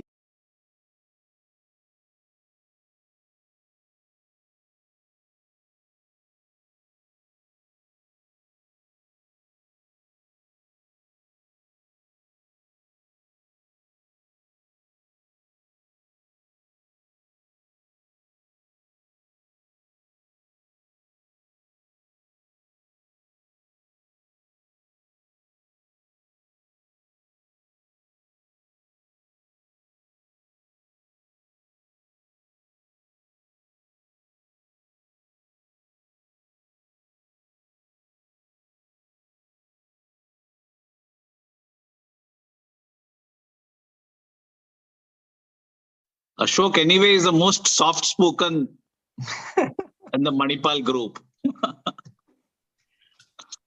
Okay. Good evening, ladies and gentlemen. I'm going to present about breast cancer-related lymphedema. And because I got an email telling that we're going to cut off your video and audio, I got a little scared, and I pre-recorded this video for everybody so that I don't miss the deadline. So let me go ahead and play the video, and I will take the questions at the end of it. Good evening, ladies and gentlemen. At the onset, let me thank the organizers for giving this opportunity for me to talk on breast cancer-related lymphedema at this esteemed meeting. We're talking about breast cancer-related lymphedema because about 30 to 60% of women who have some sort of axillary intervention develop lymphedema. And even 6% of the ones who undergo sentinel node biopsy have also been reported to have lymphedema. Add to this, about 1.5 lakh new cases are being added per annum. I'm talking about the breast cancers. So 30% of these is a huge number what we are talking. And unfortunately, younger women are affected, and there are more survivors who are surviving longer now. So all this combined together, breast cancer-related lymphedema has become a major issue, not only in terms of treatment cost, but also decreasing the quality of life for those who survive. So there are two ways to look at or treat lymphedema. One is preventive strategies. Before the lymphedema sets in, is there anything we can do to reduce these incidents of lymphedema? And these are some of the techniques we can use to reduce them. First is a sentinel node biopsy, axillary reverse mapping, lympha or primary LVA at the time of axillary clearance, breast conservation surgery oncoplasty as compared to mastectomy, and primary reconstructions using hybrid flaps. Sentinel node biopsy has become standard of care now to address axilla in early breast cancer and even in advanced cancers. Inject a dye under the nipple areola, find the lymph node, and those lymph nodes are sent by biopsy. And based on that, the further axillary intervention is planned. Sentinel node biopsy has not only proved to be effective in cancer, but it is also has a very high accuracy and a very low risk of false negativity in breast cancers. By doing SLNB, we can reduce the risk of lymphedema from 30 to 60% in ALND to 0 to 12% in SLNB. The next strategy which we can use to reduce the incidence is axillary reverse mapping. This takes into account that the arm lymph nodes, lymphatics and the breast lymphatics at some point of time merge in the axilla and they continue further. But there are some lymphatics which bypass this and go into the supraclavicular area. And this is what is being used as an advantage for ARM. How do we do it? Inject small quantity of ICG into the arm before doing the axillary clearance, and a second dye in the breast. And once we open the axilla, what you do is you identify all the glowing lymphatics and try and preserve as much as possible, only removing the blue nodes which are coming from the breast. Lymphedema after axillary reverse mapping occurred only in 0.8% of SLNB. Remember, the incidence was 6% in SLNB alone, and it reduced to 6.5% to 30 to 60% in ALND patients. Axillary recurrence was 0.4% in SLNB when ARM was added, and 0.9% in ALND patients. That means this risk of living behind disease is very, very low. In the only prospective study, it has been shown that the risk of lymphedema can be reduced significantly by adding ARM. The third method is to use Lympha. Lympha is lymphatic microsurgical preventive healing approach. Here you identify a lymphatic cut in the axilla using ICG scans, and you connect these lymphatics into small veins in the axilla, mainly the tributaries of lateral thoracic vein in many ways. Here it is done end-to-end fashion, an end-to-side fashion here, end-to-side like this, or an imagination technique where multiple lymphatic can put into one vein. Results of Lympha have been very, very promising. There are multiple studies shown here which reduce the risk of lymphedema to about 7 and 4%. Our own study has shown to reduce the risk of lymphedema from 30 to 60% to 6.97%. There are certain interesting facts that have been known that lumpectomy is better than mastectomy in terms of reducing arm lymphedema. Reconstruction is better than no reconstruction. That is 3.7% versus 9.9% if reconstruction is not added to the mastectomy. And implant-based reconstruction than autologous have shown to reduce the lymphedema better. So these things can be considered while treating these patients to reduce the risk of lymphedema. In the case of already established lymphedema, we need to do an investigation and opt for surgical treatment.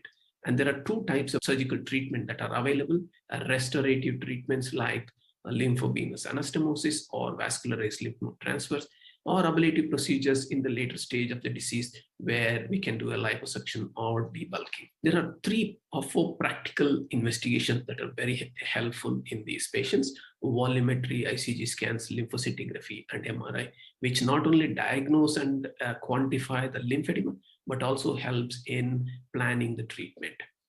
Volumetry you can do many ways. This is the simplest way. Use a tape measure at regular intervals, and if you put it onto an Excel sheet like this, it will tell us what is the volume excess and what is the percentage. So a 10% increase in the volume, a 2% increase in one area, the girth, or a 200 ml excess of fluid is suggestive of lymphedema. ICG scans, we all know it's been used now widely everywhere. The advantages of this is it's an OPD-based screening, no radiation involved. Early detection of lymphedema can be done, and accurate staging can also be done. Based on this, we can devise treatment for them. There are 3 or 4 varieties. Practically, this is 0 linear channels. This is splash pattern, a stardust pattern where there are no linear channels. And this is diffuse where the lymphatics have already been completely destroyed. Based on this findings, we can plan treatment, which I will talk to later. Lymphoscintigraphy is also a good method to differentiate primary from secondary lymphademas and also the functioning lymph nodes. But it involves a radioactive colloid being injected, and it is time consuming. And also the spatial orientation is not that as good as an ICG scan. So both lymphoscintigraphy and ICG scans help in determining the functionality of the remaining lymphatics, and also tells us the site where there is a problem and expected effectiveness of these treatments. The last investigation that is really helpful is an MRI. Based on the MRI, we will be able to differentiate the fluid from the fat from fibrotic area. So based on this, we can also decide whether we want to do a liposuction or we want to do an excisional treatment. So once we do an ICG, we can stage them into stage 1, 2, 3, and 4. In stage 1 and stage 2, where there is functioning lymphatics, we can offer the patients a lymphovenous anastomosis. And if patients are not agreeing, we can always go back and do an MLT and bandaging for them, or if they're not fit for surgery. In stage 3, what we call as stardusting, the best treatment would be to do a vascularized lymph node transfer. In stage 4, it's a diffuse variety, no functioning lymphatics. We do an MRI to find out whether it is fluid or fat-filled or fibrotic. If it is fluid or fat-filled, can do a liposuction, but the patient will go on a long-term compression with these bandages. If it is fibrotic and very hard, excision procedures are the only way out for these patients. So this is a reasonable flow chart for us to control or manage lymphedema. LVA, lymphovenous anastomosis, basically it should be done distal to the obstruction, and more number, the better the outcome is. Site is important, as I said, it has to be distal, best in stages 1 and 2 in ICG scanning. So you under local anesthesia, you make a small incision and find out a lymphatic, a vein like this and a lymphatic like this. And under high magnification, you can do a bypass by cross-connecting these two so that the lymphatics will flow. Multiple ones can be done like this, marked, and this is the lymphatic and this is the vein, and you cross-connect them. And the proof of flow, you can see here how it works. This is exactly how the dye flows, and the ICG is seen flowing across the anastomosis into the vein, and it goes. So because the lymphatic pressure is higher, it easily flows into the vein and drains it too. And this is the result. This is the pre-op pictures of the patient, the edema there, and multiple scars there. In 8 weeks, the lymphedema has disappeared and the patient is subjectively much better. Vascularized lymph node transfer is for stage 2 or stage 3 when there is fluid dominant lymphedema. And many theories have been explained, but there is evidence to show, whether we do LVA or VLNT, that quantitative improvement of lymphedema occurs in almost all patients. And additionally, 90% of them have reported to have subjective improvements of some sort. We can harvest from any part in the body where there is lymph nodes available, but our favorite site is omentum because it prevents secondary lymphedema, and it can be harvested laparoscopically. This is how we harvest groin lymph nodes, inject ICG into the groin and find the lymph nodes that are highlighting, and make an incision on the skin and elevate the skin paddle along with the lymph nodes, which contains its blood vessels as well. And that's the lymph node there. And once this is transferred into the body, this is what would happen. You can see here, this is the dye which is there because of the lymphedema prior to the surgery, and post-operatively, all the dye has disappeared from the forearm, but it is only concentrated into the flap. So the flap is sucking out all the lymphatics and draining into the venous system that has been connected. Another picture of the same. This is the dye pre-operatively. This is almost 2 weeks after the dye has been injected, nowhere to go. This is a week after that. You can see the dye has come into the flap, no dye in the forearm at all, suggesting that the flap is working well and sucking out all the stagnant lymph and draining into the venous limb. And this is the post-op picture. There is significant improvement in the limb girth, although there is some amount of bulge there. That's why we put it into the ulnar border of the forearm. It's less visible, but over a period of time, we can go ahead and debulk some of it so that it looks aesthetically better. Nowadays, we don't take skin paddle. We just bury the whole lymph nodes in the forearm itself. This is the pre-op, 1 week post-op, and the 3 months later. You can see the significant reduction in the girth of the forearm and the arm as compared to the pre-op picture. So vascularized lymph node transfer work wonderfully well. In patients who have either fat or fluid, you can do liposuction like that. And once the liposuction is done, it reduces the volume, and these patients have to wear a lifelong compression garments. So to conclude, every effort should be made to prevent lymphedema. The next best thing is, if there is already lymphedema, is to diagnose it early and treat it, because even today, there is no permanent complete cure for it once it starts. So newer investigations like ICG and microsurgical procedures like lymphovenous anastomosis and vascularized lymph node transfer are promising treatment for breast cancer-related lymphedema. Thank you so much.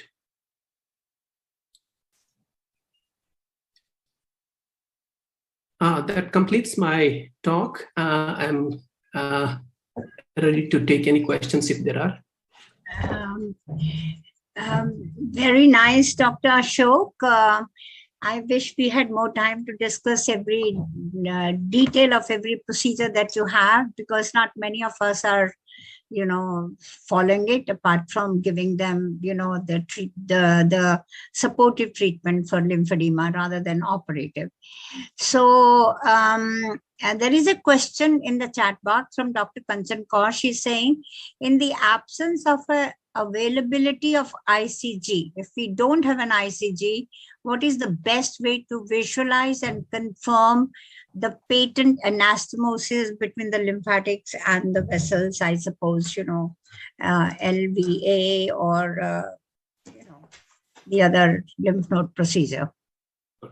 So if you want to check the patency, there are 2 or 3 ways you can do it. As ICG is one, but a blue dye, methylene blue injection subdermally or subcutaneously, if you see the dye going across the anastomosis into the vein, it will stain the vein also bluish. So you should be able to pick up this process very easily. So in sometimes we don't always use ICG. We also use blue dye or methylene blue for our peripheral lymphovenous anastomosis. So you can use that. There is also something called a milking technique, which we do. If you empty the vein and allow the lymphatic to flow for some time, you will be able to see the vein slowly filling up. That is another indication to tell that the anastomosis is patent. So these are the 2 things that you can use other than ICG.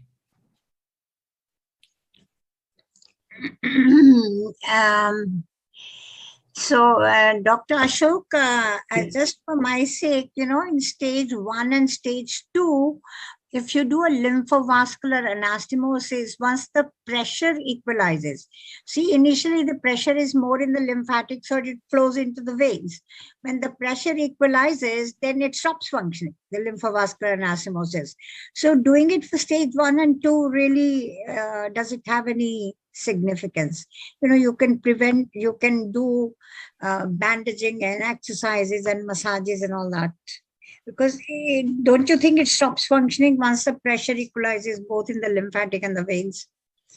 It won't completely stop functioning, but it will stop reducing the volume, it will stop reducing the softness, which is happening over a period of time. Once, in about 3 weeks' time, the endothelium grows, and the patency of this anastomosis will be always permanent. Once you connect it, it won't close completely.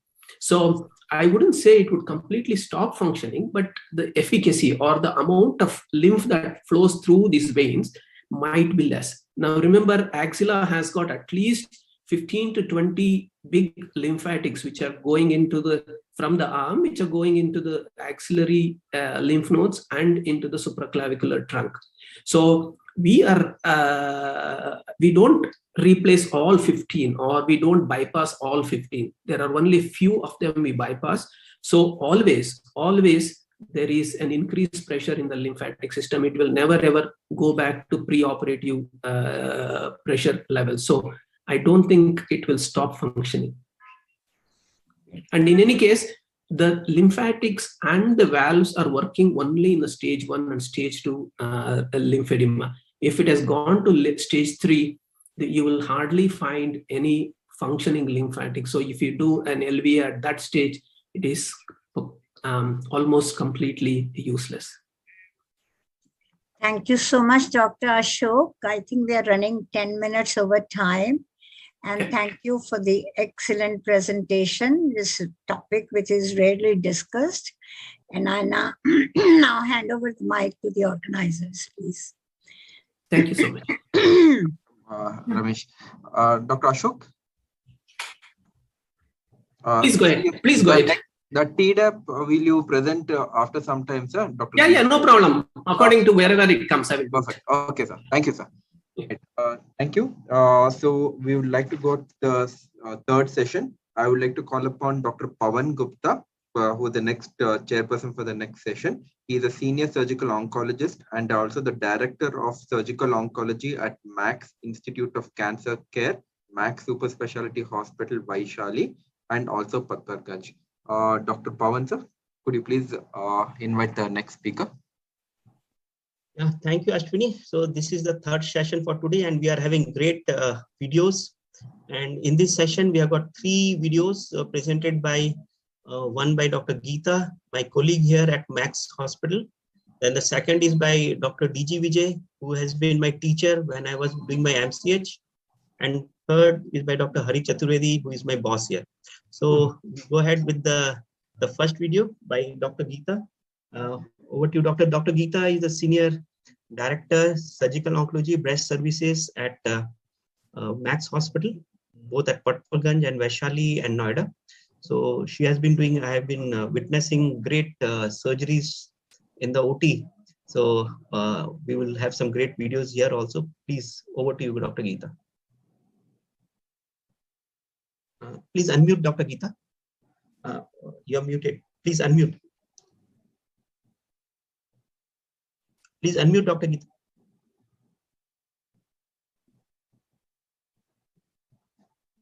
Dr. Geeta, we can't hear you. Let me stop share because I think something has gone wrong. No, it's okay now. Now you can go ahead. Hear me now? Yeah, we can hear you. Okay. Thank you, organizers, for this invite, and to Dr. Pawan for the kind introduction. And I will just run you through a few slides because, Neeta has already stolen the thunder. She's already presented an ICAP. But I'm going to just take you through a bit of history just for our understanding that how breast conserving therapy is now actually displacing mastectomy in a major way. And now that, there are studies to show that there are survival benefits to breast conservation, all the more reason why there is a greater inclination towards breast conservation. And the other reason being that we are using a lot of pedicled perforator flaps now to fill up the defects that we create after removing a large part of the breast.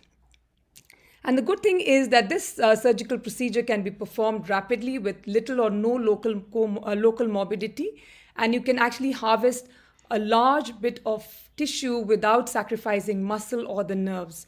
So Loskin and Hamdi were the first to report the use of intercostal artery perforator for immediate breast reconstruction. So now if you look at the ICAP flap, it is refinement of the thoracoepigastric and the Holmstrom flaps, and it is an important advancement in breast reconstruction because unlike the thoracoepigastric flap, this flap allows you to completely inset without modifying the inframammary crease. And then you can choose to have different pivots. You don't have to have a particular pivot depending on where the defect is. The size of the flap is also quite a bit all along the inframammary fold, depending on how much of redundant tissue you have. You can go right up to the lateral mammary fold. So about 15 to 20 centimeters long is what you can take, and about 4 to 7 centimeter wide is what you can take, depending upon the pinch test. And of course, the extent is from the anterior axillary line laterally to the xiphoid process medially. Like Neeta also touched upon, this is true for all oncoplastic surgery, especially perforator-based oncoplasties as well. One should be very cognizant of the size of the breast, the tumor size, the location, the estimated defect, the imaging, which will tell you which is the best kind of oncoplasty that you can offer the patient. Estimate the resection plan if you're doing an ICAP, do the pinch test, and a Doppler ultrasound to be done to locate the perforator in the pre-op area and again in the theater in supine position. So when you mark the ICAP flap, like Neeta showed you, it's primarily a crescent, and the superior incision is what we use to perform a lumpectomy, because you can raise the flap like in a mastectomy plane and you can excise the lump through it. And then the flap island is raised in a subfacial plane using the inferior incision until you can see the perforators emerging through the pectoralis major or the serratus anterior or the rectus abdominis. So this is based on the perforator vessels from the 5th to the 7th intercostal spaces. Something that you should be very, very cognizant and careful about is not to sacrifice any perforator until you have lifted the flap. Because if you do that, it is possible that you're burning bridges and you may not be able to achieve what you set out to achieve. Keep the perforators intact. Once you've raised the flap and you've decided to move the way you want to move, that is when you can get rid of the restricting perforator. And then to ensure that your inframammary crease doesn't shift lower down, you have to do a wide undermining of the superior abdominal skin to facilitate a tension-free closure. So I'm going to take you through this patient. She's a 47-year-old. She came to me initially. She was from another city, and then she went for a she underwent a neoadjuvant chemotherapy because she had a HER2 positive tumor and she was lymph node positive as well. And she had 2 tumors in the breast. So this was the mammogram that she got initially, but then she took it back and then we never saw this mammogram again. So there were 2 lesions which were picked up on the mammogram as well as on the PET. This lady had a 1.6 centimeter lesion at 8 o'clock and another one at 6 o'clock. I'm sorry, it's not mentioned here. And the PET CT showed 2 metabolically active nodular lesions in the right breast with enlarged lymph nodes. So these are the pre-op imaging. I will stop sharing this and I'll go to the video.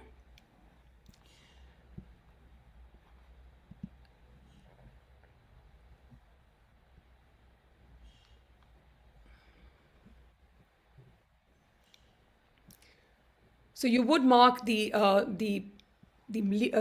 flap below there. That's almost like a crescent. And you can see those 2 perforators that have been marked. These are 2 different patients. So that's the pinch test that you would do. And if that is the lesion, that is another patient that we were just trying to show you where the perforators are marked. And you can hear the perforators very clearly.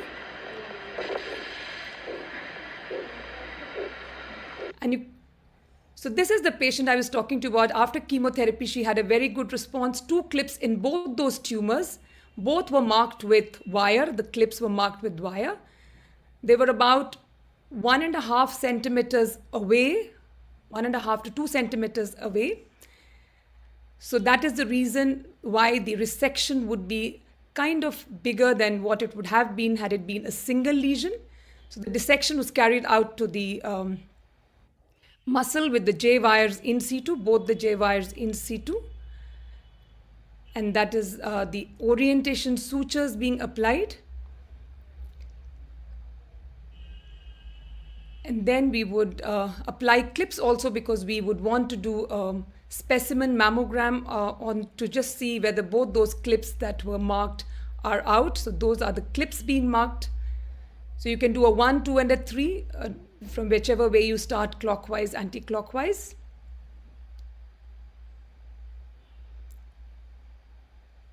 So that is the specimen mammogram. You can see those clips that were placed and they're out, and all the margins were clear. There was no residual really. And we would also mark the base of the cavity with clips for the benefit of the radiation oncologist. And now we would proceed with the oncoplasty bit. This is the incision. And now we would do the de-epithelialization, whichever way you choose to do it. Knife, scissors. So I tend to use the knife.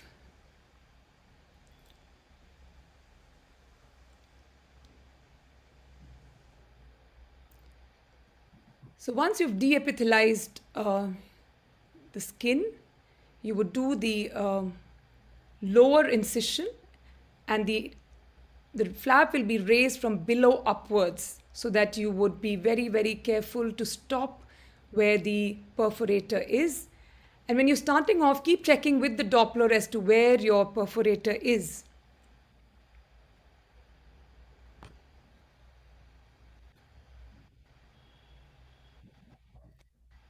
You do a full depth incision on the lower flap, on the lower incision, go right down to the muscle.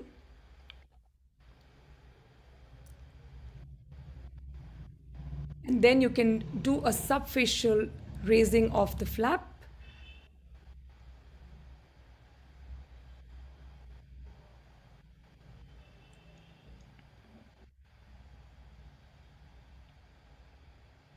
So now you have to start getting to just go slow here, because now you will be coming to the point when the perforators will start coming into view.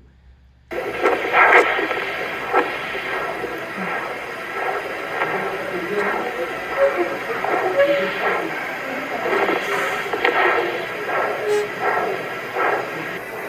that's the perforator.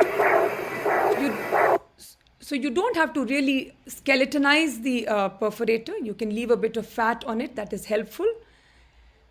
So what I tend to do is I tend to bring the two ends together like Neeta showed, which I would say is a horseshoe method of closing it, because it resembles the kind of tissue that you've removed and fills up the defect very well and gives it a good fullness. So once you're there laterally, you can get rid of those perforators now, because we are sure that the central perforators are intact. So that is how it is going to be inset. So these are two different patients, but the same procedure is being used to inset, and then you can have a almost, you can replicate what you want going to see later on once you're done with the insetting. So you must fix it gently. You don't have to do too many sutures. You can just fix the flap gently to the muscle, to the pectoralis major.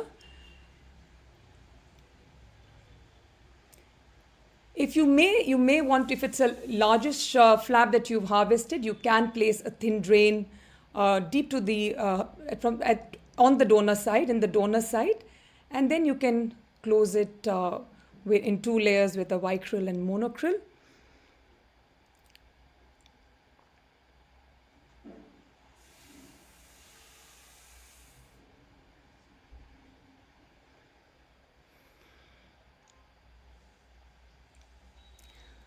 So this is these are the 2 different patients. This is one patient where it is a smaller breast. This is a larger breast, but she did not want any reduction.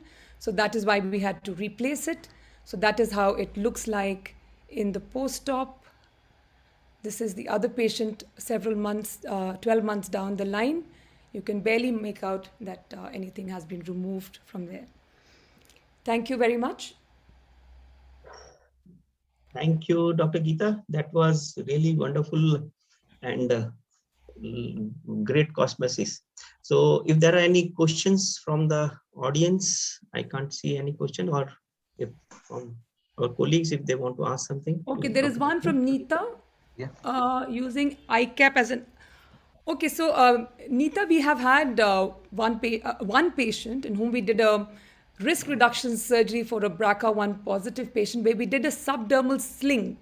So it's not an ICAP really, but it is a subdermal sling. So you're using the lower flap, you deepithelize it, and you use it as a cover to cover for the lower part of the implant. So it's great because if you're doing it for a patient who is going to have a bilateral reconstruction, you can actually choose the size of the implant and how big or how small you want to make her. And in that case, the dermal sling is very, very handy. So there we did the pec major, laterally the serratus, and the lower pole was covered by the dermal sling.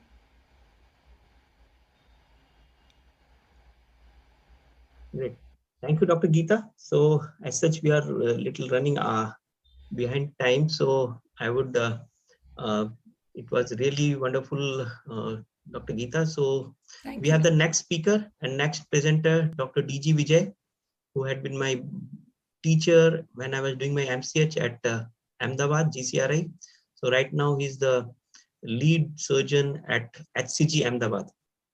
Thank you, Pawan. Before the presentation starts, let me remind you that you and I were colleagues at GCRI, and we are very, very proud of the work that you are doing in tobacco de-addiction. Ashwin gave me the topic of, in a previous international meeting, he gave me the topic of level 1 oncoplasty, which is like the shallow end of the pool. And then suddenly in this meeting, he told me to speak on advanced oncoplastic techniques, which is the deep end of the pool. So when I asked Ashwin, what does advanced oncoplastic techniques mean? He said, none of the above flaps. So I had no choice but to speak on perforator flaps, which have not been mentioned in any of the presentations. So I have decided to break free and presenting some perforator flaps, but they're all free flaps. Pooja, can we have the video, please? Thank you. I am Dr. DG Vijay, and I am going to talk on advanced oncoplastic technique. I am thankful to the organizers of SABCS and the office bearers of ABSI for having given me this opportunity. Most of the other topics have been covered by the other speakers.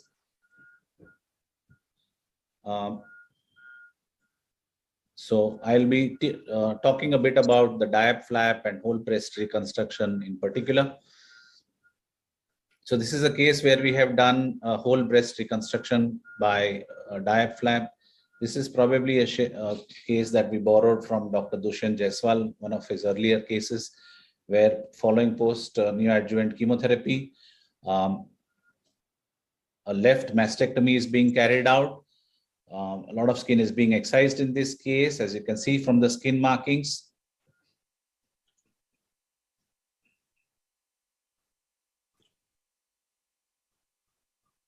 The skin flaps are being raised.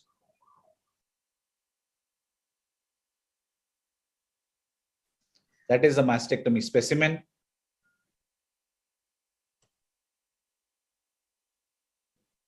The diap flap has been marked out.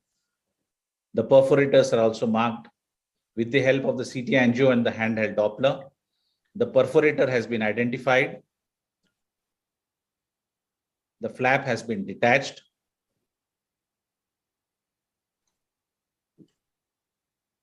You can see the perforator very well in this photograph. The abdominal part has been closed. She gets a very good abdominoplasty. The third rib has been identified. The cartilaginous part is being excised. The internal mammary artery and vein are identified. And the anastomosis is done. Inset of the flap is very important. As you can see,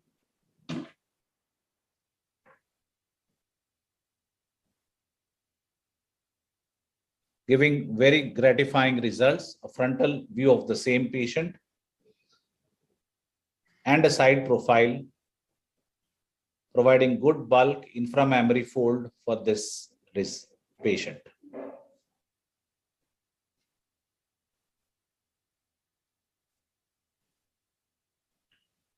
In the previous patient, we had excised a lot of skin.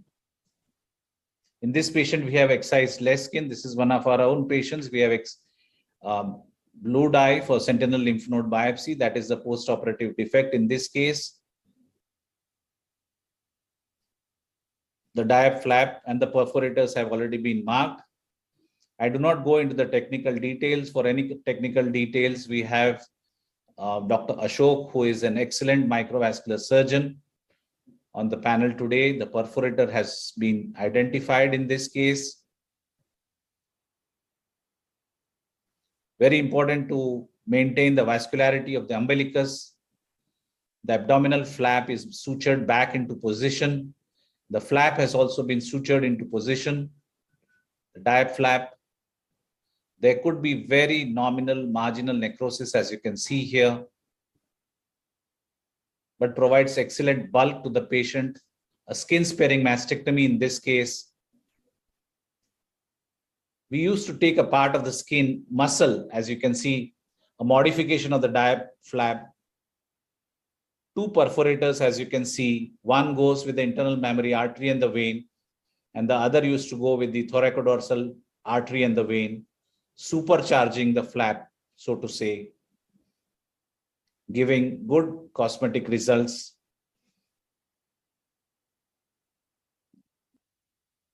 This is a lady who had undergone previous mastectomy and now wanted a secondary reconstruction. She had ptosis on the opposite side, so that's the diap flap being marked. We didn't want to lose any part of her flap, so we had two perforators. The facial defect has been closed primarily. The flap has been sutured into position and a contralateral reduction mammoplasty, giving fairly good results, and the results seem to improve as time goes by.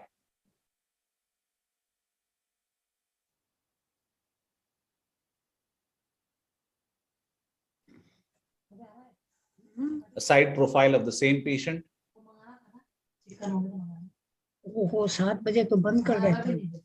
This is a lady who had undergone mastectomy about 6 years ago, developed a local recurrence at the medial end of the scar.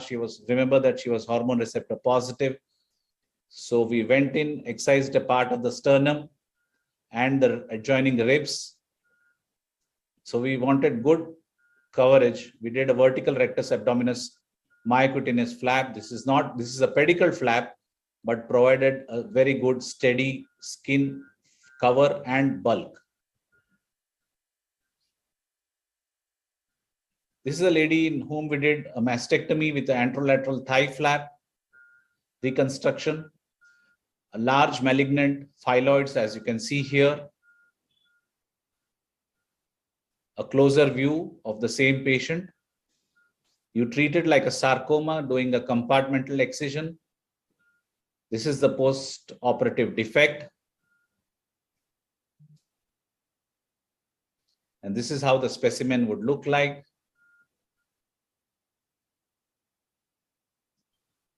This is the marking for her anterolateral thigh flap. She was an unmarried young girl.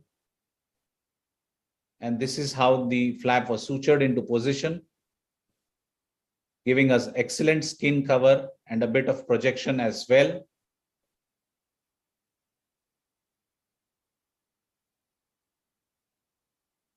And the scars merge into the background very well with time.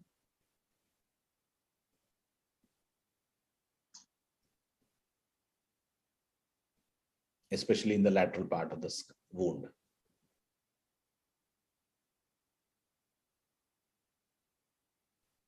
This is a lady in whom we had done a wide excision. The defect in the wound, thigh has been grafted with skin. This is a lady in whom we had done a wide excision, but done a partial breast reconstruction with an anterolateral thigh flap.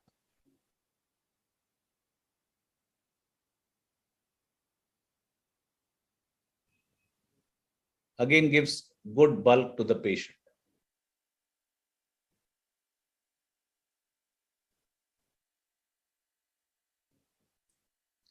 In this case, we could close the defect in the thigh primarily.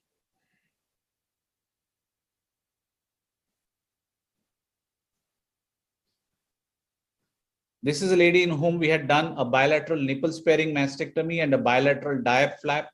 She had undergone a lumpectomy previously outside.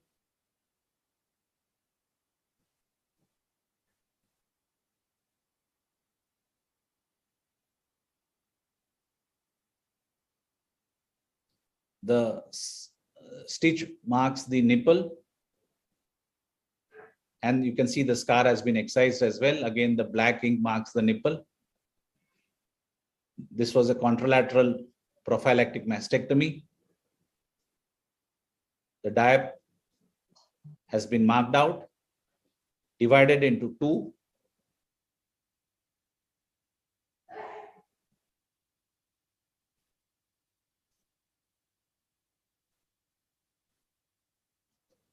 And a bilateral reconstruction, giving very good projection and maintaining the vascularity and the nipple areola complex as well.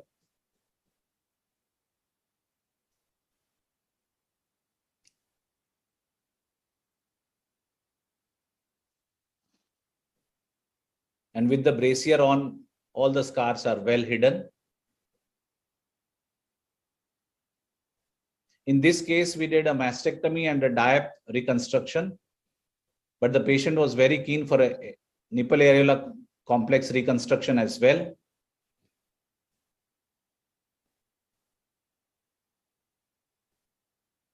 So after we completed the skin sparing mastectomy, we harvested the nipple areola complex, excised all the subareolar tissue, sent it for frozen section. It was reported as negative for malignancy. And then we sutured. So that is the areola that you can see there, absolutely bare. Used it as a full thickness graft.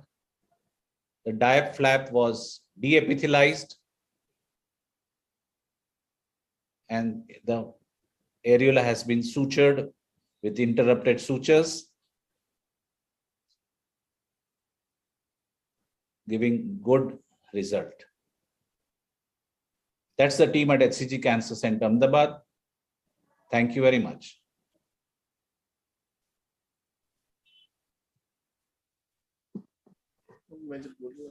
Thank you, Vijay bhai. That was a wonderful. Thank you, Pooja, for running that video. Technical support, thank you very much. Thank you, sir. For the record, Somshikar sir told me to give you the toughest video.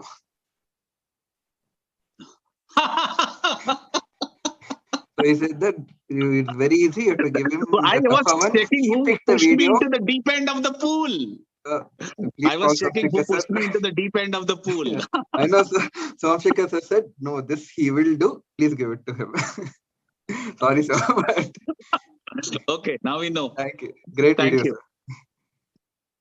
So that was a great presentation, Vijay bhai, and definitely a lot of complex surgeries. And the best part was that grafting of that nipple areola complex, and it survived. That was something really great. I had for the first time I saw that.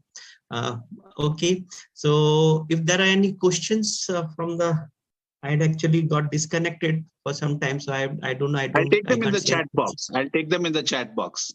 Yeah. Thanks, Vijay bhai. I want to hear Harit Chaturvedi, my friend. Yes. Yeah. And my boss. So thank you, SABCS, and I think all of us are friends and same pool of people. But wonderful. I think it's a wonderful workshop and wonderful idea to put all these things on table and for the students and faculty. So I've been asked to talk about round block technique. I don't know where it falls in the round deep pool or deep end or the shallow end, but yeah, it is something which is a workhorse, very routine, and we'll all of us have to get more comfortable with this, whoever is coming into practice, because this works very well, especially for areolar lesions and small lesions. However, it can even be extended to more peripheral lesions, what is called the extended round block or the advanced round block technique.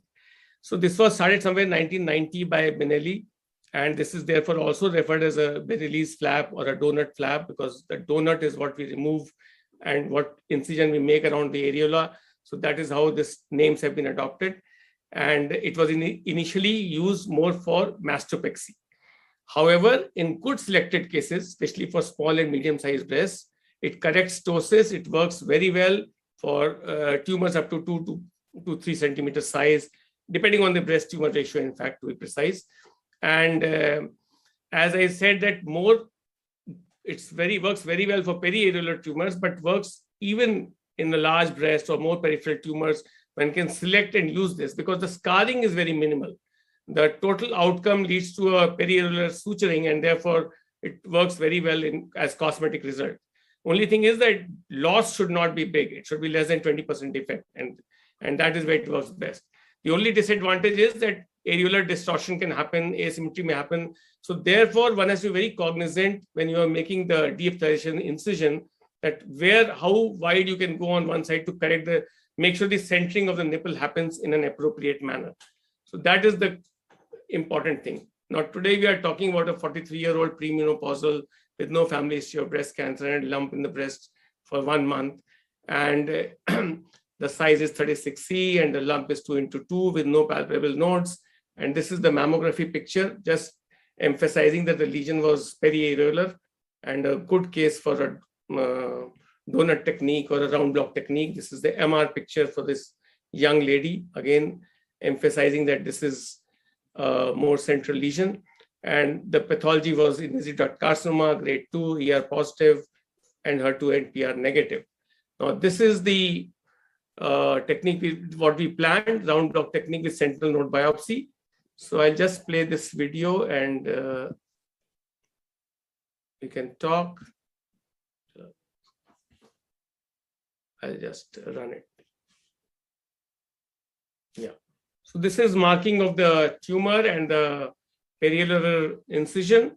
We take the de-epithelialization segment is 1 centimeter all around the breast. You can see the breast tumor ratio is very favorable. The breast is, as I mentioned, 36C, and that is, and once we have planned the incision, the donut, then we de-epithelialize that part. And we see here.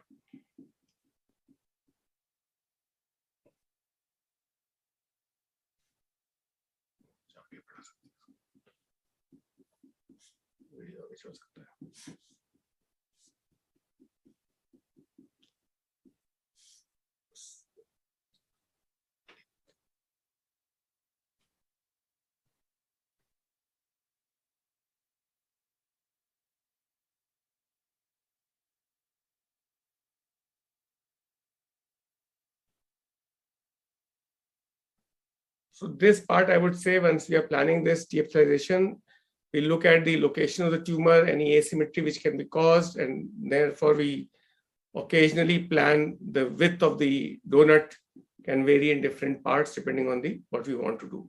But for example, in this case, it is quite symmetrical. The tumor is not so much close to the skin, therefore the loss is less, and one can safely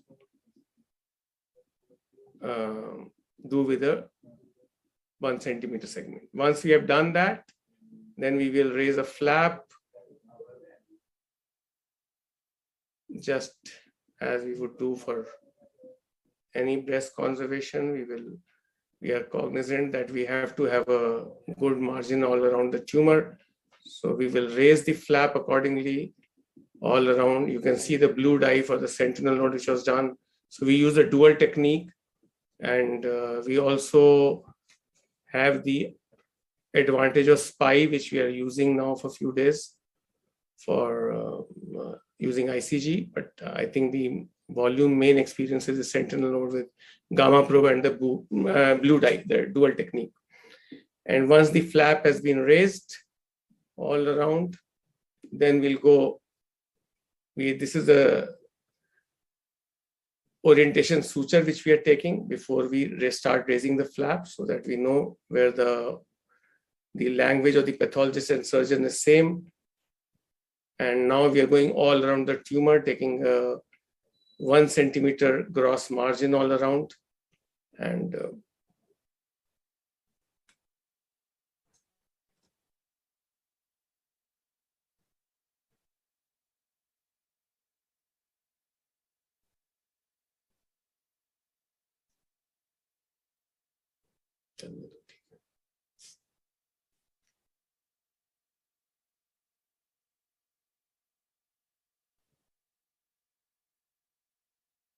So once the tumor is out, then we'll put the remaining orientation sutures. And at the base of the excision, we'll put a marker clip, which will help our radiation oncologist to plan the subsequent post-operative radiation. Once this is done, then we'll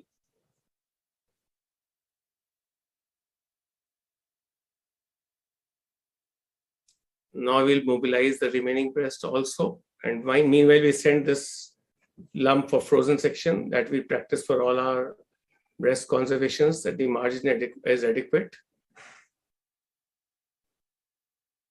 Once that is done, now we close the cavity, the deep cavity, mobilized and closed as two pillars. And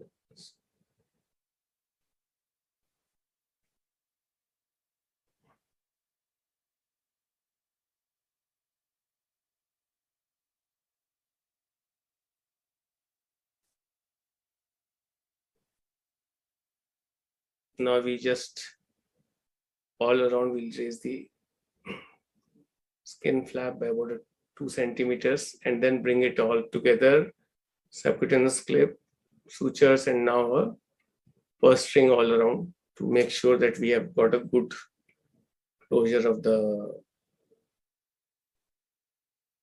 and this is followed by a sentinel node for the axilla. I am not showing the sentinel node part because this has been covered a couple of times today. But this is a easy case or a simpler case for round block, even for relatively biggish or a more peripheral, one can do an extended, as I mentioned, which is quite safe. The case selection, and because of the wide ranging opportunities of different oncoplasty reconstruction, we can use what is best for the given patient based on the data, clinical and radiological picture and everything put together. This is the closure.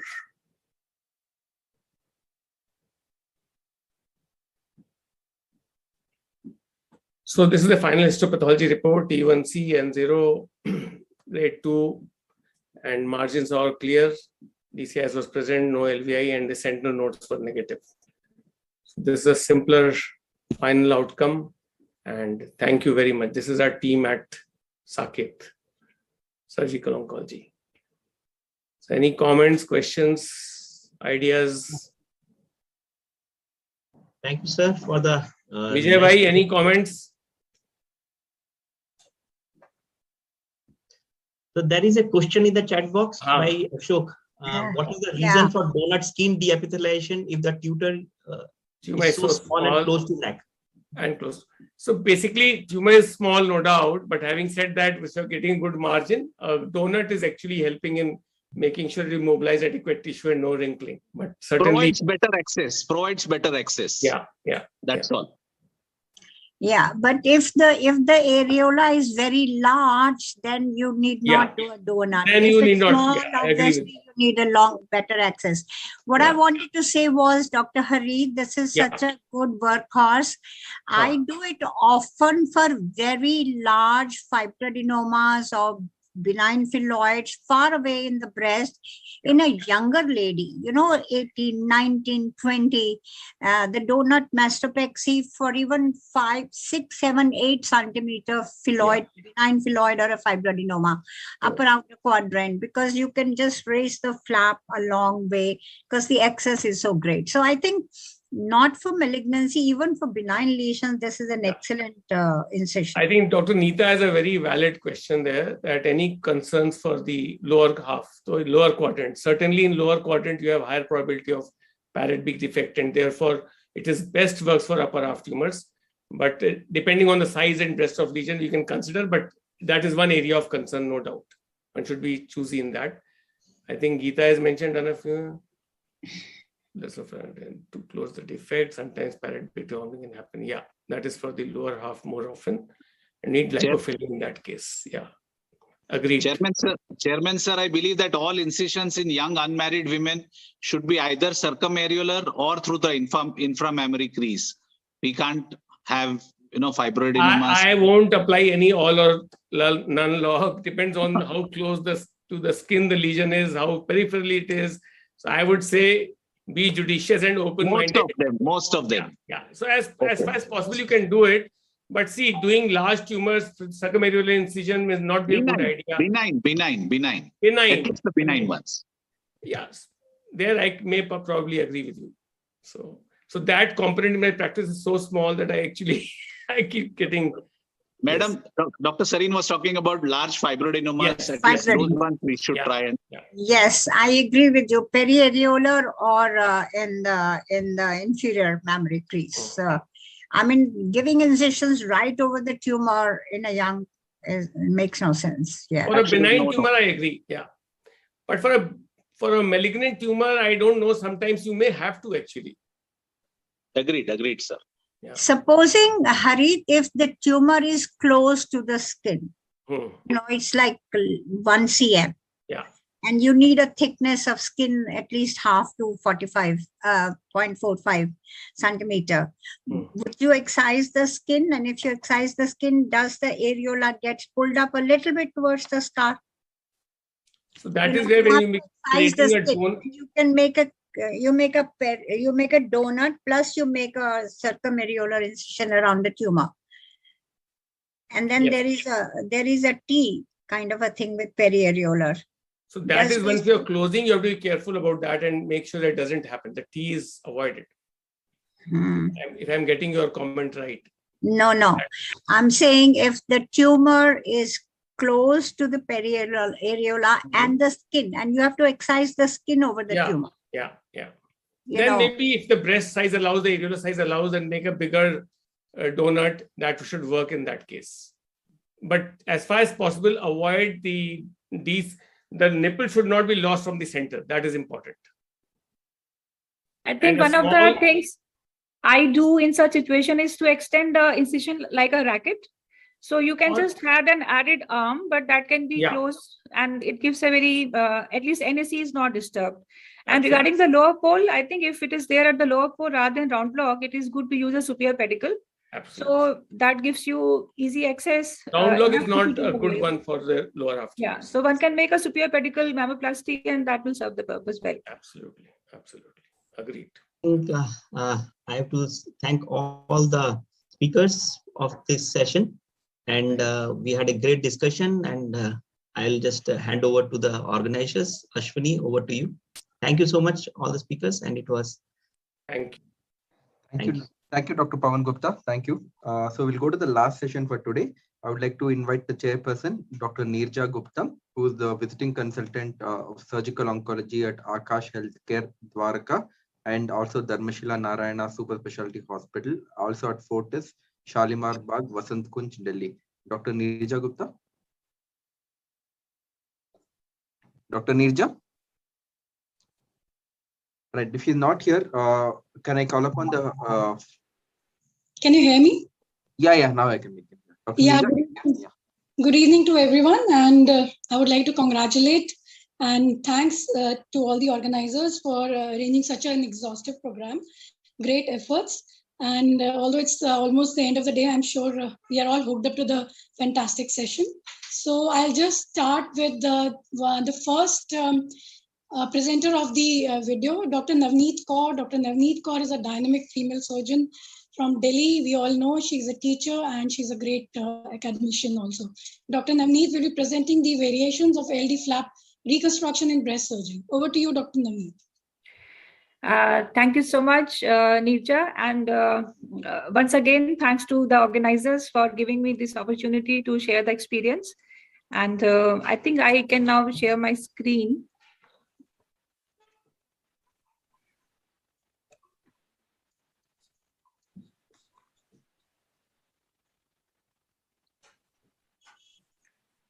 Some issue here. You have to go to your video, Dr. Navneet. How do I get out of this screen? I do stop share maybe. Okay, then I do share screen.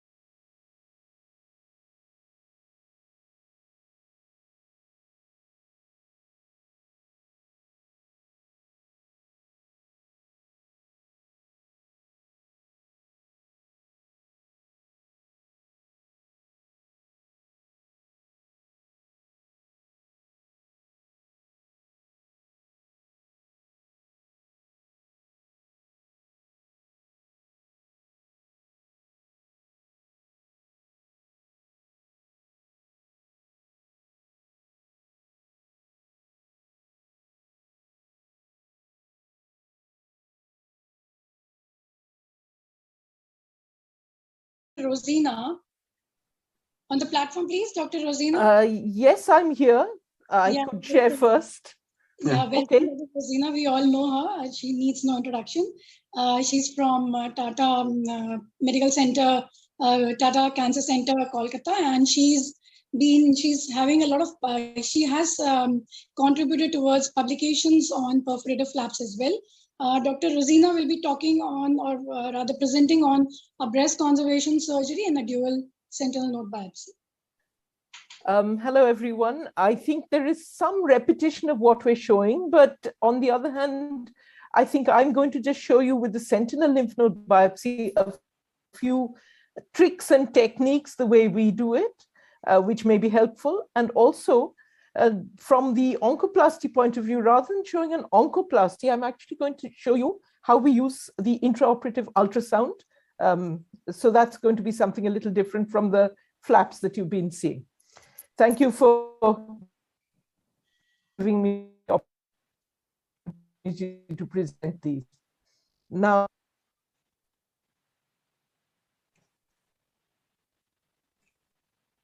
my video,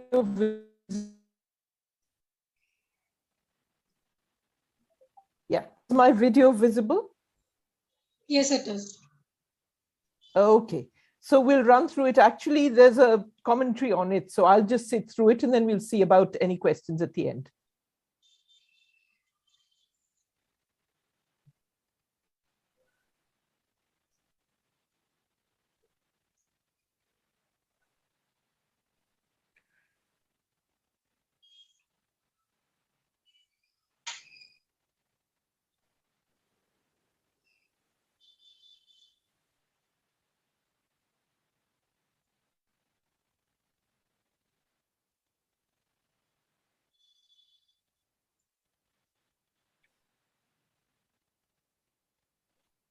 Are you muted? Can't hear you.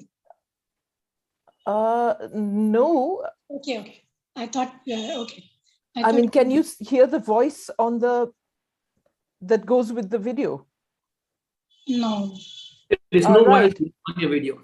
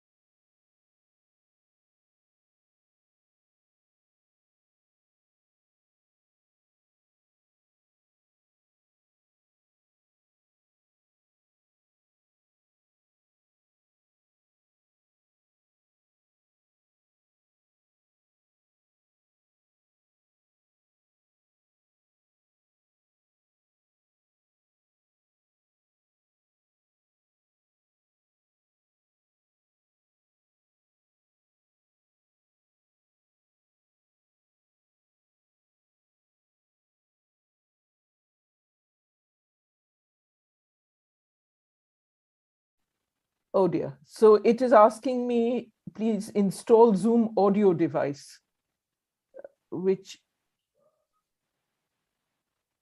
I don't know. Okay, so we maybe just need to talk through it.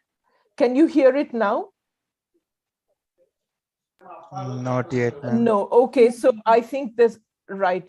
I'll just, okay. So this was a young woman. She had a lesion on her in her right breast, but as you can see, it's not very well visualized on the mammogram. She also had an area of pleomorphic calcification, which is about 2.5 centimeters away from the main lesion. With the ultrasound, as you can see, there's a hypoechoic lesion, which is quite clearly visible. So first we have a look with the ultrasound, just to see whether we need to excise skin or not. So we're having a look at the area of the palpable tumor. And here, this is what you see on the ultrasound. As you can see, it's very close to skin. And so there is really no plane between this and the skin, although it's not infiltrating skin. So the decision was that we would need to excise the skin over the tumor. Now we come to the sentinel node procedure. We start off with the methylene blue. We use a dual dye technique. I heard the presentations from Manipal saying they use only ICG, but we use a dual dye technique for the majority of our patients. Here's the second dye, which is Indus ICG, which is given after the patient is prepared. We've marked the tumor, and we are going with a round block because of the other lesions. This ICG dye can actually stain your gloves and smear the field. So we actually put a gauze and a tegaderm before we massage. Here's the view from the ICG camera. You can see two channels going towards the axilla. So we can be very precise about where we want to put our axillary incision. And in this patient, you can actually see a faint medial channel going towards the internal mammary node as well. So now, because we need to incise quite quickly, because of the plan for preserving the breast, we're going to do the sentinel through the lateral end of the BCS incision. As I said, we need to excise the skin over the tumor. So we just go through that. And very soon, this woman is very thin. So quite soon, you will actually be able to see the blue node. The other thing I wanted to talk about while we do this is the fact that we no longer do frozen sections for sentinel lymph node biopsy. The reason for that is because of the Z11 data, because patients having upfront breast conservation with T1 and T2 tumors and 1 or 2 sentinel nodes do not actually need to have an axillary dissection. Now, we found if you got a positive on the frozen, that it was quite difficult not to do a dissection. So now we wait, we consent patients for a relook, a resurgery if they have 3 nodes. Here I'm showing you the use of the ICG camera. And this is the image from the camera. And you can see a fluorescent node and channel that corresponds with the blue node and channel that we were looking at earlier.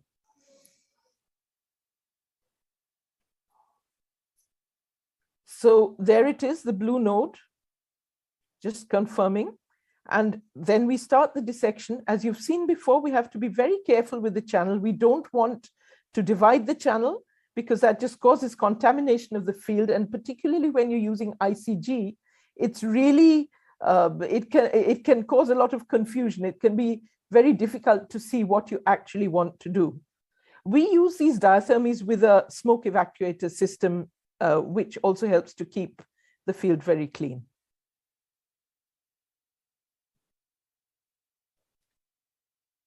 So there we are. There's the channel. You can see the channel, the node's a little bit deeper. And in this patient, the node was in the most common place where you find a sentinel lymph node, which is just behind pec major, just where it crosses over the lateral margin of pec minor. I think you can see the node there, the bluish node, and I'm just lifting it up out of the incision. It's obviously blue, and you can see the channel coming from the breast. We confirm it with the infrared camera, and sometimes we use the light on the camera to actually complete the dissection, as in here. We're just dissecting the channel and then putting a Liga clip on it so that we don't get contamination of the field. We'll take a look next at the actual image from the camera. So there we are, the node, the channel is now divided and the node comes out.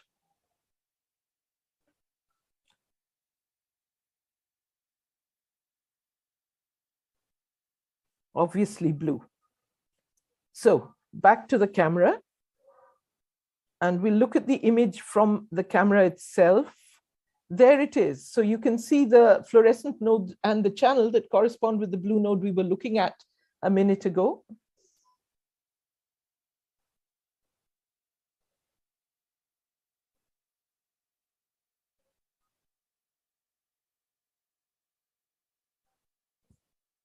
You can see the scissors dissecting the channel without damaging it.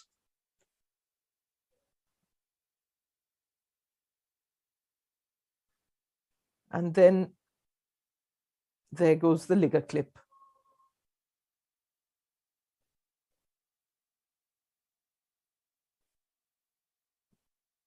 Now we're having a look to see whether there are any further nodes. And as you can see, deep down, there's just a dark space. This brightness that you're seeing superficially is the channel or a little contamination that's come from around there. But deep down in this patient, we couldn't see any further lymph nodes. The flare that you see on the right-hand side of the screen is the flare from the breast where we gave the injection.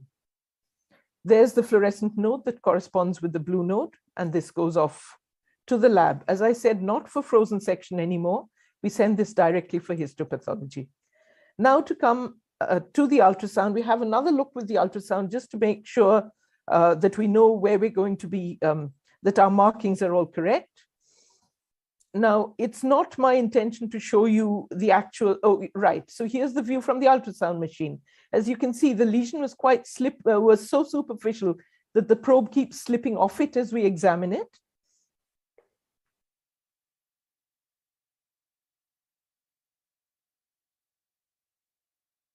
So I don't want to really show you the entire thing. The reason for choosing this particular incision was because we needed to take skin laterally, but also we needed to take out those calcifications that were much closer to the NAC. So back to the ultrasound.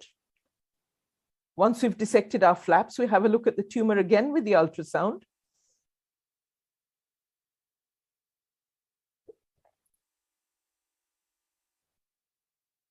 And we move the probe superiorly and inferiorly and confirm exactly where we want our margins of excision. There's the tumor itself, and we move superiorly back onto the tumor and also inferiorly to be sure that of where we want to divide the breast. Then we take the breast out on the basis of the margins that we've decided.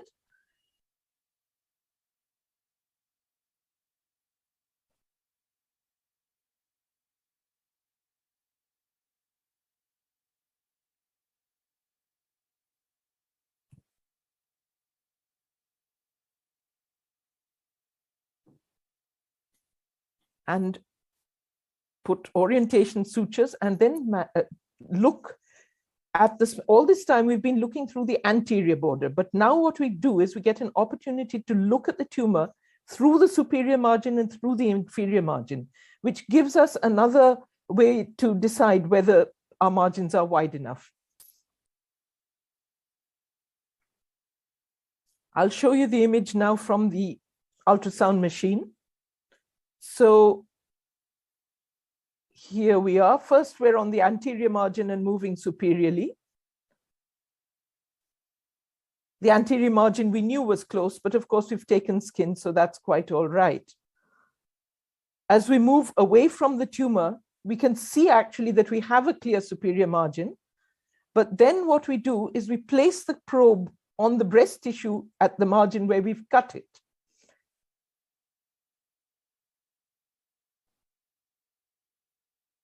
And here is the superior margin, and you can see spiculations going towards the cut margin. So we have not so large a tumor, and not so large a margin on the superior side. When we come to the inferior side, again, the tumor is quite clearly visible, and also the margin is clear with no spiculations moving towards it. We then put Liga clips in onto the specimen so that we can orientate it for the radiologist as well.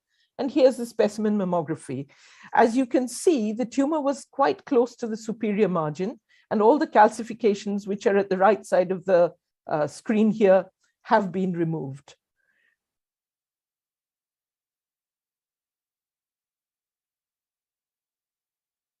So we need to remove a little more tissue from the superior margin. We take a cavity shave from the superior margin. Again, we do not use frozen section for the margins. What we do is we do it clinically and with ultrasound. We take out a little more tissue here on the superior margin, which again is marked on the surface away from the cavity where the tumor was. We mark that, do a bit of mobilization, and there's the patient at the end of the procedure.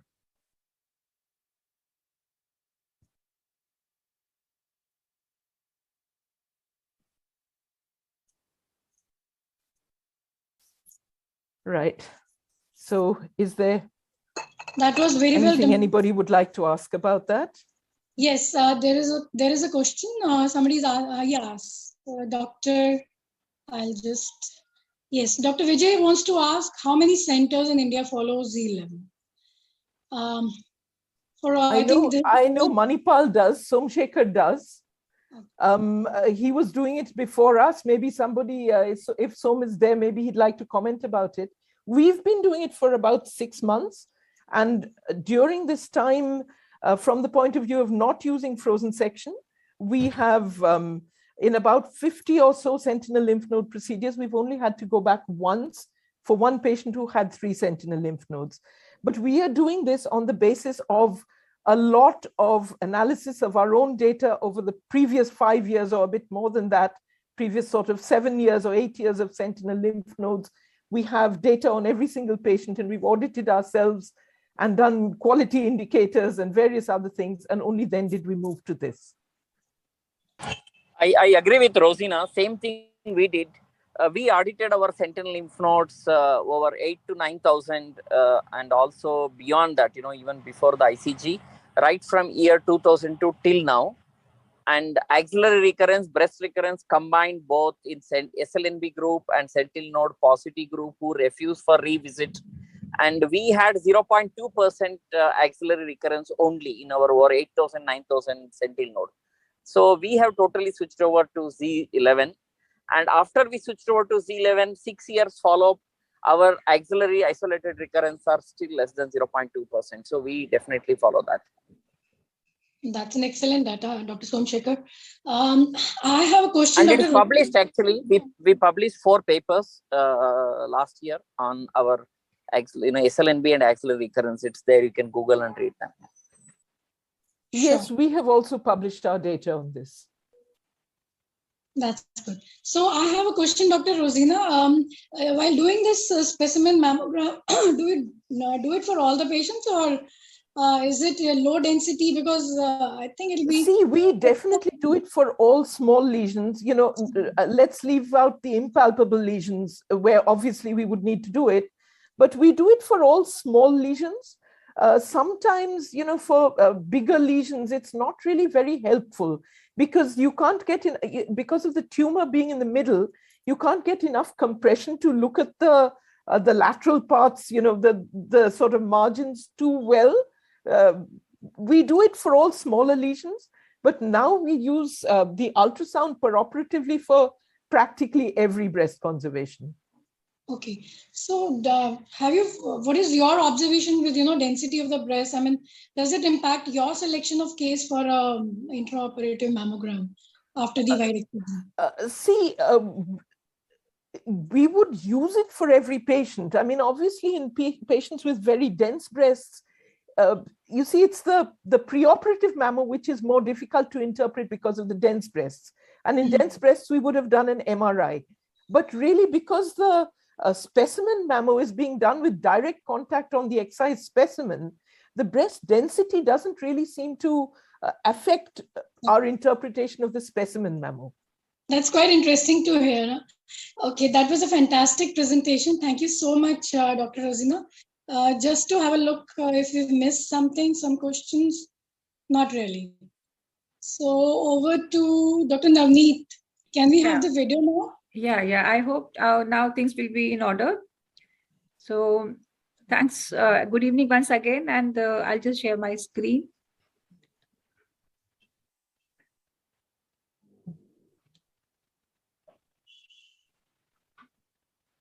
Okay. So I am going to share my experience about latissimus dorsi flap in breast reconstruction. We know that latissimus dorsi is actually the workhorse for all breast surgeons who are doing a wide range of oncoplastic procedures. This flap got described almost 100 years back. Since then, it has been in and out of favor as the new flaps got described, used, and then discarded maybe. So when it was first described, it was used for an indication of covering a mastectomy defect. Later on, I think 70 years later, it was used with an implant for breast reconstruction. But then tram flaps came and this was again out of favor. But I think last 20 years, we have seen as we have raised the options for patients of breast cancer with different kind of reconstructions, it is again very, very popular and useful in a number of conditions. So it can be primarily, it can be used for covering a mastectomy defect, but more often now we use it for either a breast reconstruction with an implant, or even as an autologous tissue, it can be used alone for a breast reconstruction in an appropriately selected patient. Muscle sparing LD, I think, is the thing which is favored now over a mini LD flap. Earlier on, for any partial mastectomy defect, filling that out with a partial mastectomy, partial LD flap was very much practiced by people in the beginning, but it is, I think, wasting a very valuable option for a very small gain.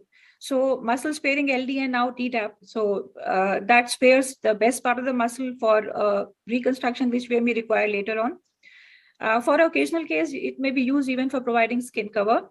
And it can also be an option when we have to salvage a failed autologous reconstruction. There is a partial tissue loss and some defect is to be filled up. Then again, this is handy. So it can be used for n number of indications.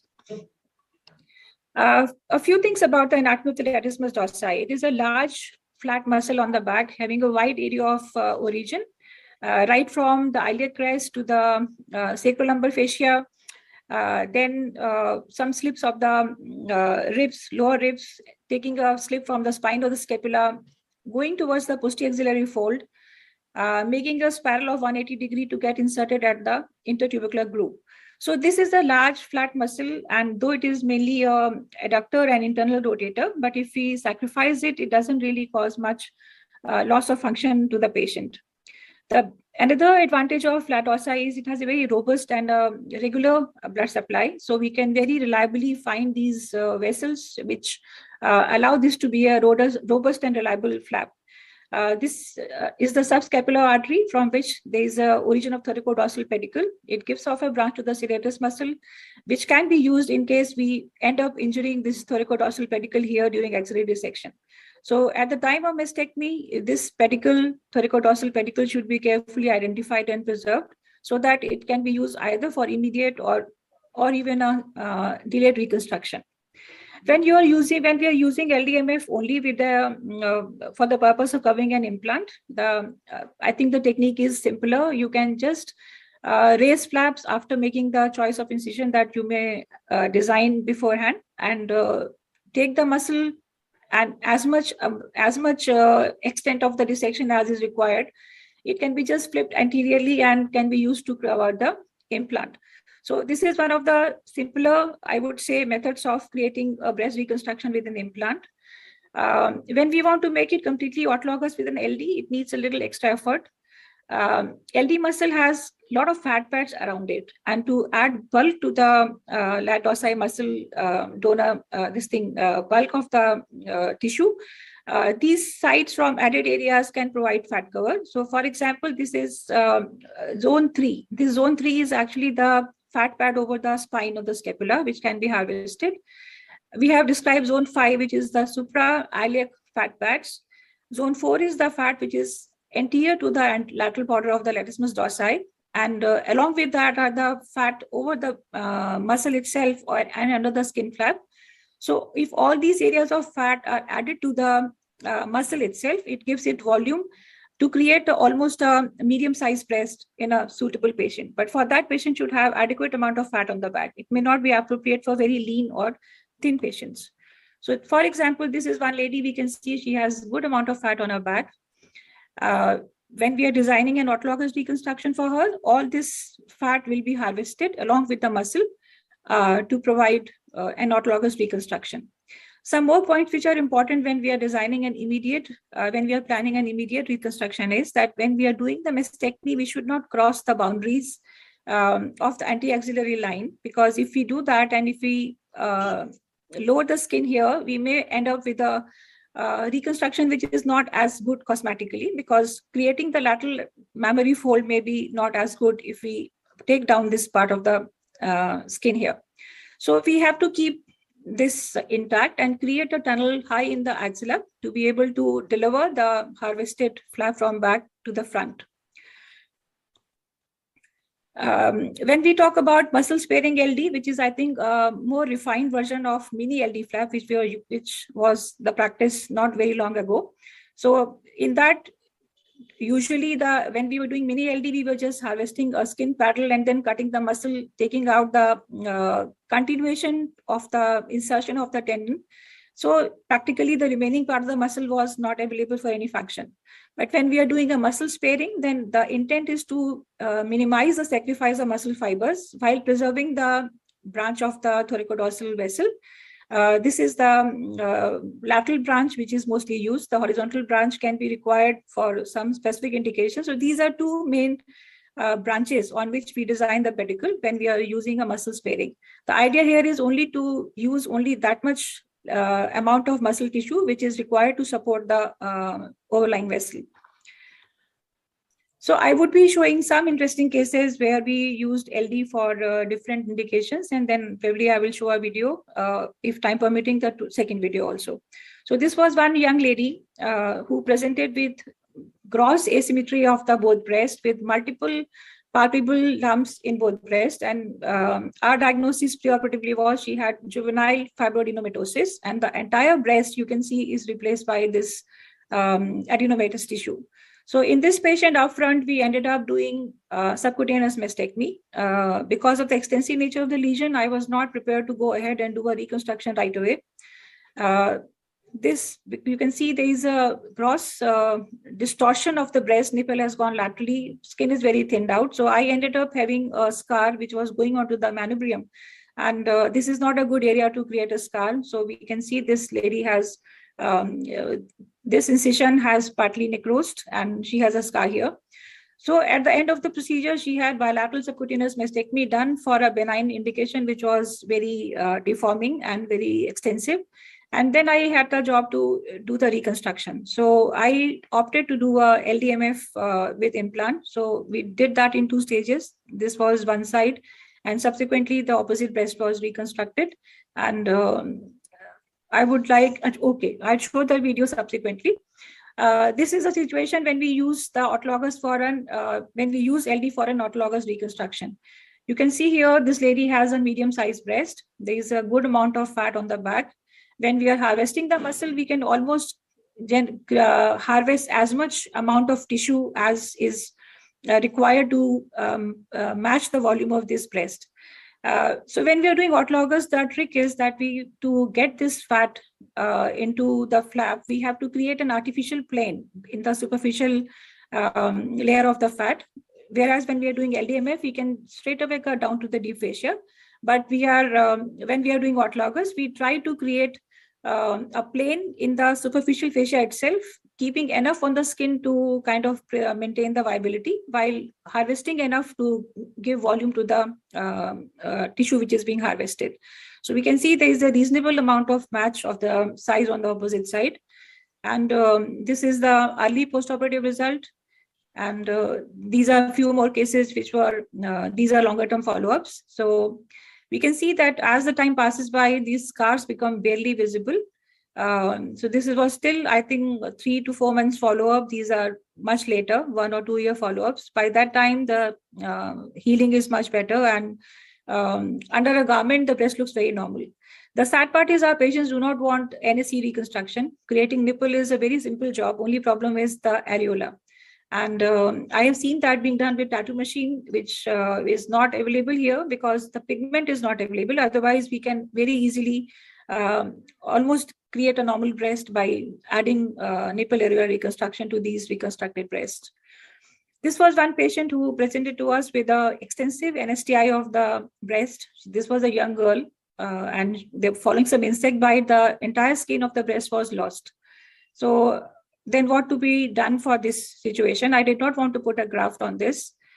She's a very young girl. I thought she can have a nipple and areola reconstruction also. So this is how we did that closure in a staged manner. So initially I kind of tried to mobilize the flaps of the skin and decrease the size of the wound. And subsequently we used LD with a minimal amount of muscle, but I needed skin. So this was kind of a muscle sparing LD, which was harvested. This was the early post-op result. Unfortunately, because of COVID, she had to be discharged while the dressings were still on. And as is the trend, these patients, once lost from hospital, don't come back. Their expectations from reconstructions are generally very poor, especially those who come in public hospitals. So this can be a situation where LD can be useful even for a skin cover. At least you can easily create a nipple and an areola subsequently, which would not be possible if we did a skin grafting. So I'll share the video of this girl for the second reconstruction. And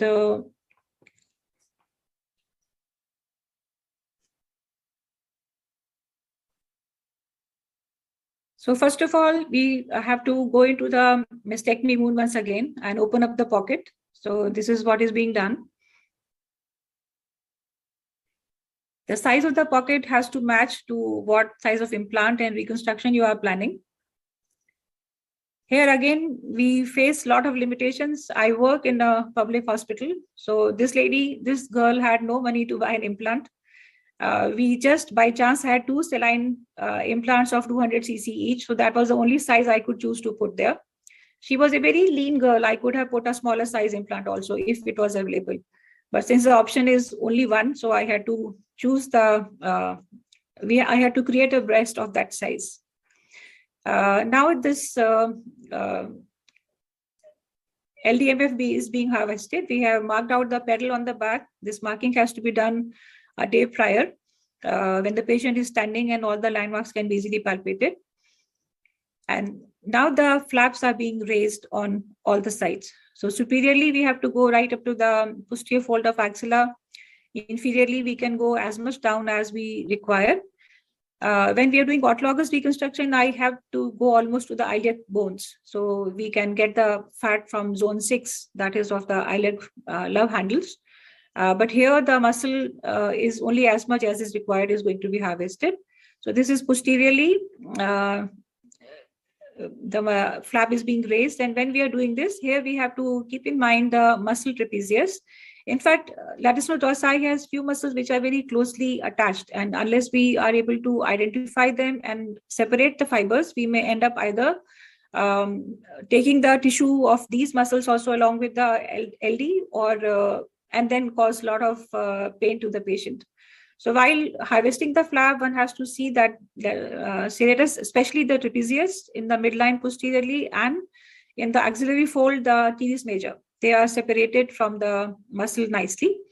This is the anterior border of the LD, which has been identified. I like to hold it with a stay suture. That makes my dissection a little easier. And so we have done the mobilization of flaps on all sides. Now will be the step to harvest the muscle.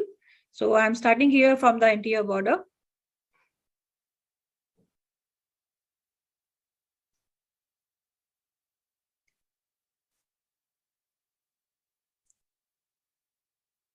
So it is being transected from the lower end after having mobilized from the anterior side.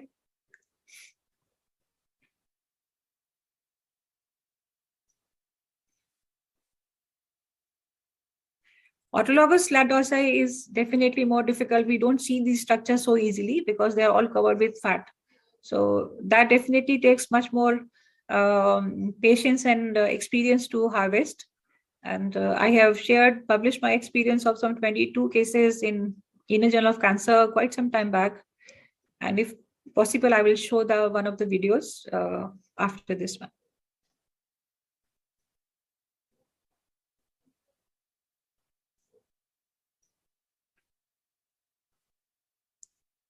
So if you're doing a one-step procedure, mastectomy as well as reconstruction, it may be a 5 to 6 hour procedure.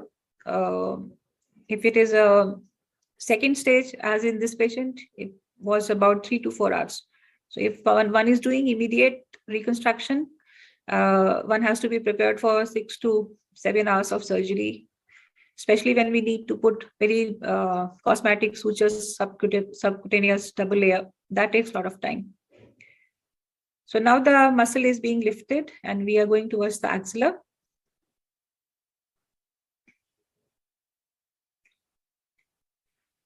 There are two options when we have to bring the muscle anteriorly. We can either swing, which is not as desirable because it lowers that bridge, which I said was required to maintain the lateral fold of the breast. So the preferred method is that we create a tunnel high in the axilla and deliver it through that. So that gives a better contour to the breast rather than just swinging it forwards. But if we have done a mastectomy and we just need a mini flap, then that can be an option. So almost the muscle is ready to move anteriorly. I have to just go more proximally to clear the pedicle and also to give more mobility to the tissue. The attachment to the teres major, attachment to the clavipectoral fascia, even division of the tendon of the la dorsi, which is being done here. So we can divide almost 90% of the bulk, retaining 10% to provide support to the vascular pedicle.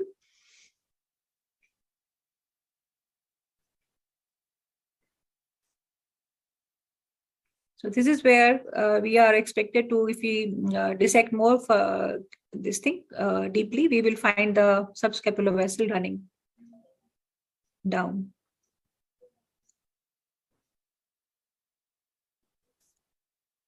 So this is the tunnel in the axilla through which the flap is going to be delivered anteriorly.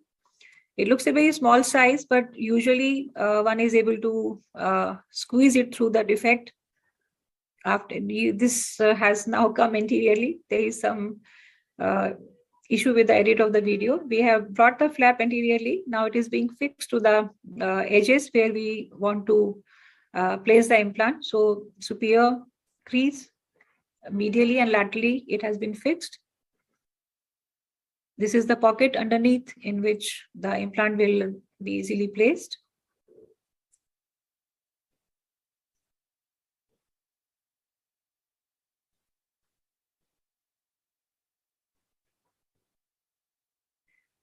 This is a saline implant which has been used for this girl. She's in my follow-up for almost now 10 years. She came back multiple times with smaller fibrinomas. Her disease has been so extensive, but usually small. So I ended up excising a couple of more fibrinomas from her axilla. 10 years, the implants are doing well. But I have told her that she may require the change because saline implants also have a life and she's very young. So this is just the closure part now. I think I'll, is the time there, Neerja? Can I show my autologous reconstruction video, which is about 5 minutes also? I'm afraid, but we are actually running short of time. Okay, okay. Yeah, I just wanted to ask one, we'll just check up with the chat box and I wanted to ask one question also. What about the mini LDs and how useful do you find mini LDs in your as I told you, I do reconstructions very happily, especially the autologous breast reconstruction. So I don't like to sacrifice LD for a mini reconstruction.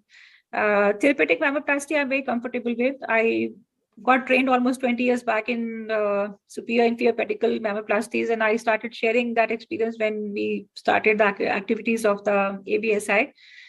So for those patients, I normally do a reduction mammoplasty. Now with perforative flaps, we have more options to fill up the defects for smaller breast. So I would not recommend mini LD at all now that so many other options are there. If at all you are in a situation, you can do a muscle sparing, at least preserve the function, if not the entire muscle for a subsequent reconstruction. And TDAP, if you are more refined surgeon, which I think mostly plastic surgeons are comfortable doing that flap than the breast surgeons or general surgeons who have interest in breast surgery. So I would say save that muscle for salvage. Don't use it upfront for a mini LD. Right. And thanks for a wonderful presentation. We have the last video on TDAP. And is it by Dr. Ashok? Dr. Ashok. Okay. Yeah. So welcome, Dr. Ashok. Dr. Ashok, we all know, very skilled surgeon and very humble person, I would say. So the TDAP flap, please, Dr. Ashok. Thank you so much, and I hope you can see the screen now. Yes, we can see that. Okay. So I think this is the last this thing. I'll be quick and precise. I'm going to talk about TDAP flap, which is thoracodorsal artery perforator flap. The anatomy of this, the whole flap is based on perforators from thoracodorsal pedicle, and the venous drainage is through a pair of small veins which drain into thoracodorsal vein, which ultimately drains into the axillary vein. The skin paddle, what normally we can harvest is about 8 to 25 centimeters, 8 centimeter vertically and about 25 centimeter transverse. And the skin paddle itself can be oriented transversely, obliquely, or vertical, depending upon that. However, transverse is the most common variety what we use for hiding the scar. Surface anatomy, we need to make the patient stand and then mark these lines.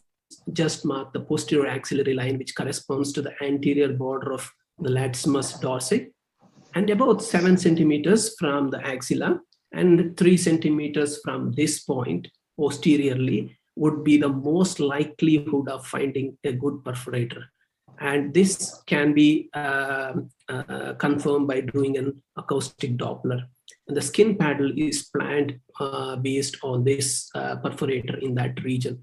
And as I said, you orient the skin paddle transversely so that you can hide the scar inside the blouse line or the cloth line, whatever. You can orient all 3 directions, transverse like that, or on oblique like this, and vertical like that.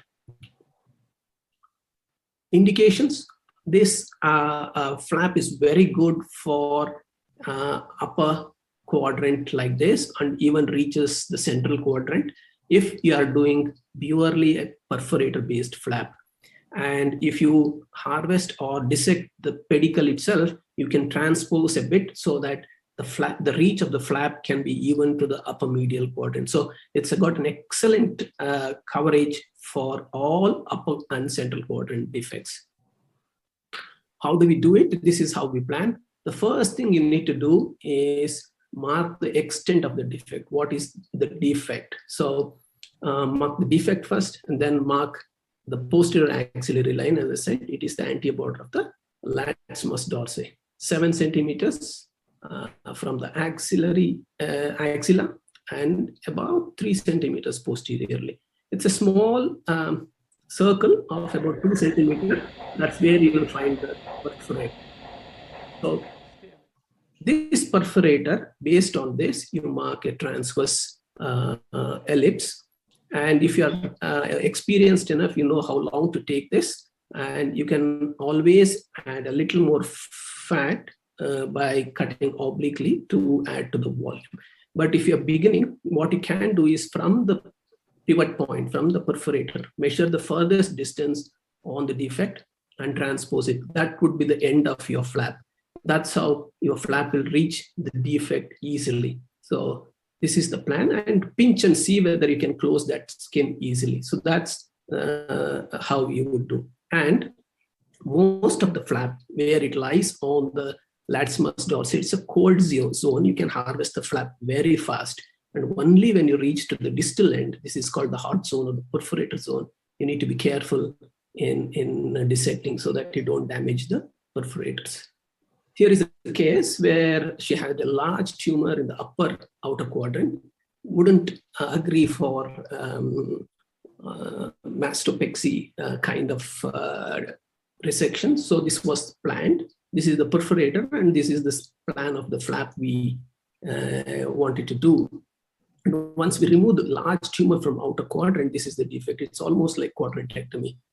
And the flap itself is harvested by making the incision along the marked skin paddle and elevate the flap slightly obliquely, recruit little more fat so that you get the volume. And this depends on what is the size of your defect. You can take more fat. So as I said, you can harvest this part very quickly using a monopolar cautery. This is the cold zone, and go above the muscle, leaving the muscle back. And once you reach the hard zone, you should be careful. And this is the perforator. You can see there, this is a smaller one, but that's the big perforator. Use bipolar, use scissors, be careful, and trace this perforator slowly proximally.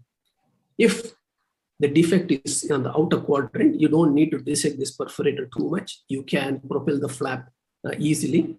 But if you want to transpose and reach the medial quadrants or the central quadrants, you need to dissect this pedicle all the way to the thoracodorsal main pedicle, preserving the nerve. You should not sacrifice the nerve. One nerve is left on the muscle side, and you can dissect. And once you do that, the flap will go and sit inside very nicely. The muscle is completely spared, and you can close it like that with subcuticular stitches. And this is how the pre and post-op pictures of the patient look after doing an LD. It gives excellent volume, excellent fill for the upper quadrant defects.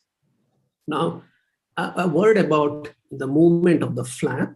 And this LD was, TDAP was harvested on 2 perforator because this perforator was very close to the edge. So we were not comfortable. So we took another flap, another perforator. So when you have 2, you need to be very careful how you transpose the flap. If you, so that's the movement that is happening. If you do that, the perforators won't kink. But if you rotate it, so if you rotate like that, there is a possibility that the perforators will kink on or rotate on each other and cause vascular compromise.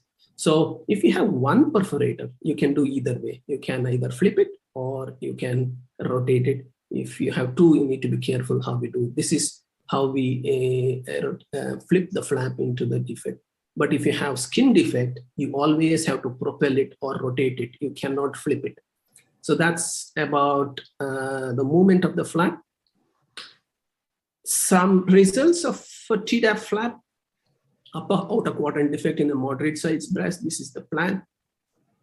And that's the extent of the flap, the excision that was planned. And we always plan it with oncosurgeons beforehand and mark the defect. This is the intraoperative defect, and this is the flap that has been harvested. And this is the pre and the post-op picture of the same patient. Gives excellent volume and projection for the patients.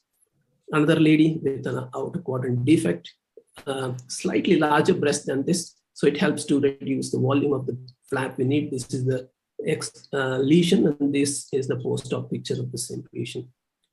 And 2/3 view, patient receiving radiation. This is the donor site. You will always get a T-junction when you do TDAP flaps. You can't avoid that. But you need to do good suturings to get a slightly better scars. Even when there is skin loss, when the skin is involved, you can take TDAP flaps like that. And this is the pre-op and this is the post-op. The patient is receiving radiation at this point of time. You can see the skin pattern there sitting, but it gives excellent match to the opposite breast.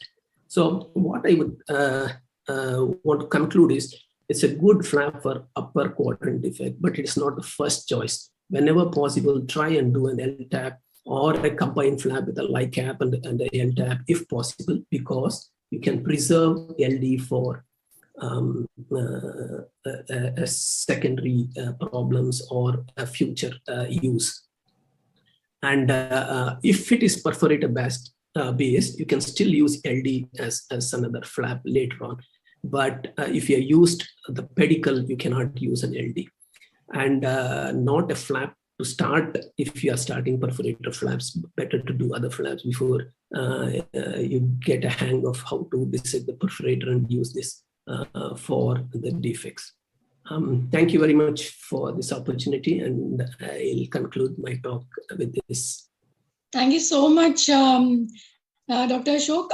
So any scar that reaches the posterior axillary line in any way, either it is a previous flap or any surgery, then you can always anticipate possibly your TDAP perforator is no more there.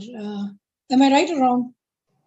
Sorry, I couldn't catch the any scar that reaches the posterior axillary line in that area, so you should always be cautious. You might have lost the dominant perforator from the thoracodorsal, right?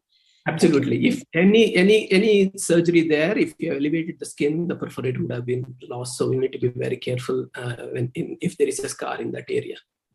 Yes, so that's why when we plan even perforator flaps, we need to think that in case we anticipate use of an LD or TDAP in future, the scar should not go in that area so that you don't hamper the perforator from the thoracodorsal.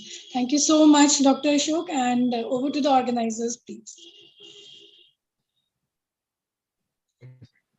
Hello, Dr. Ashwin.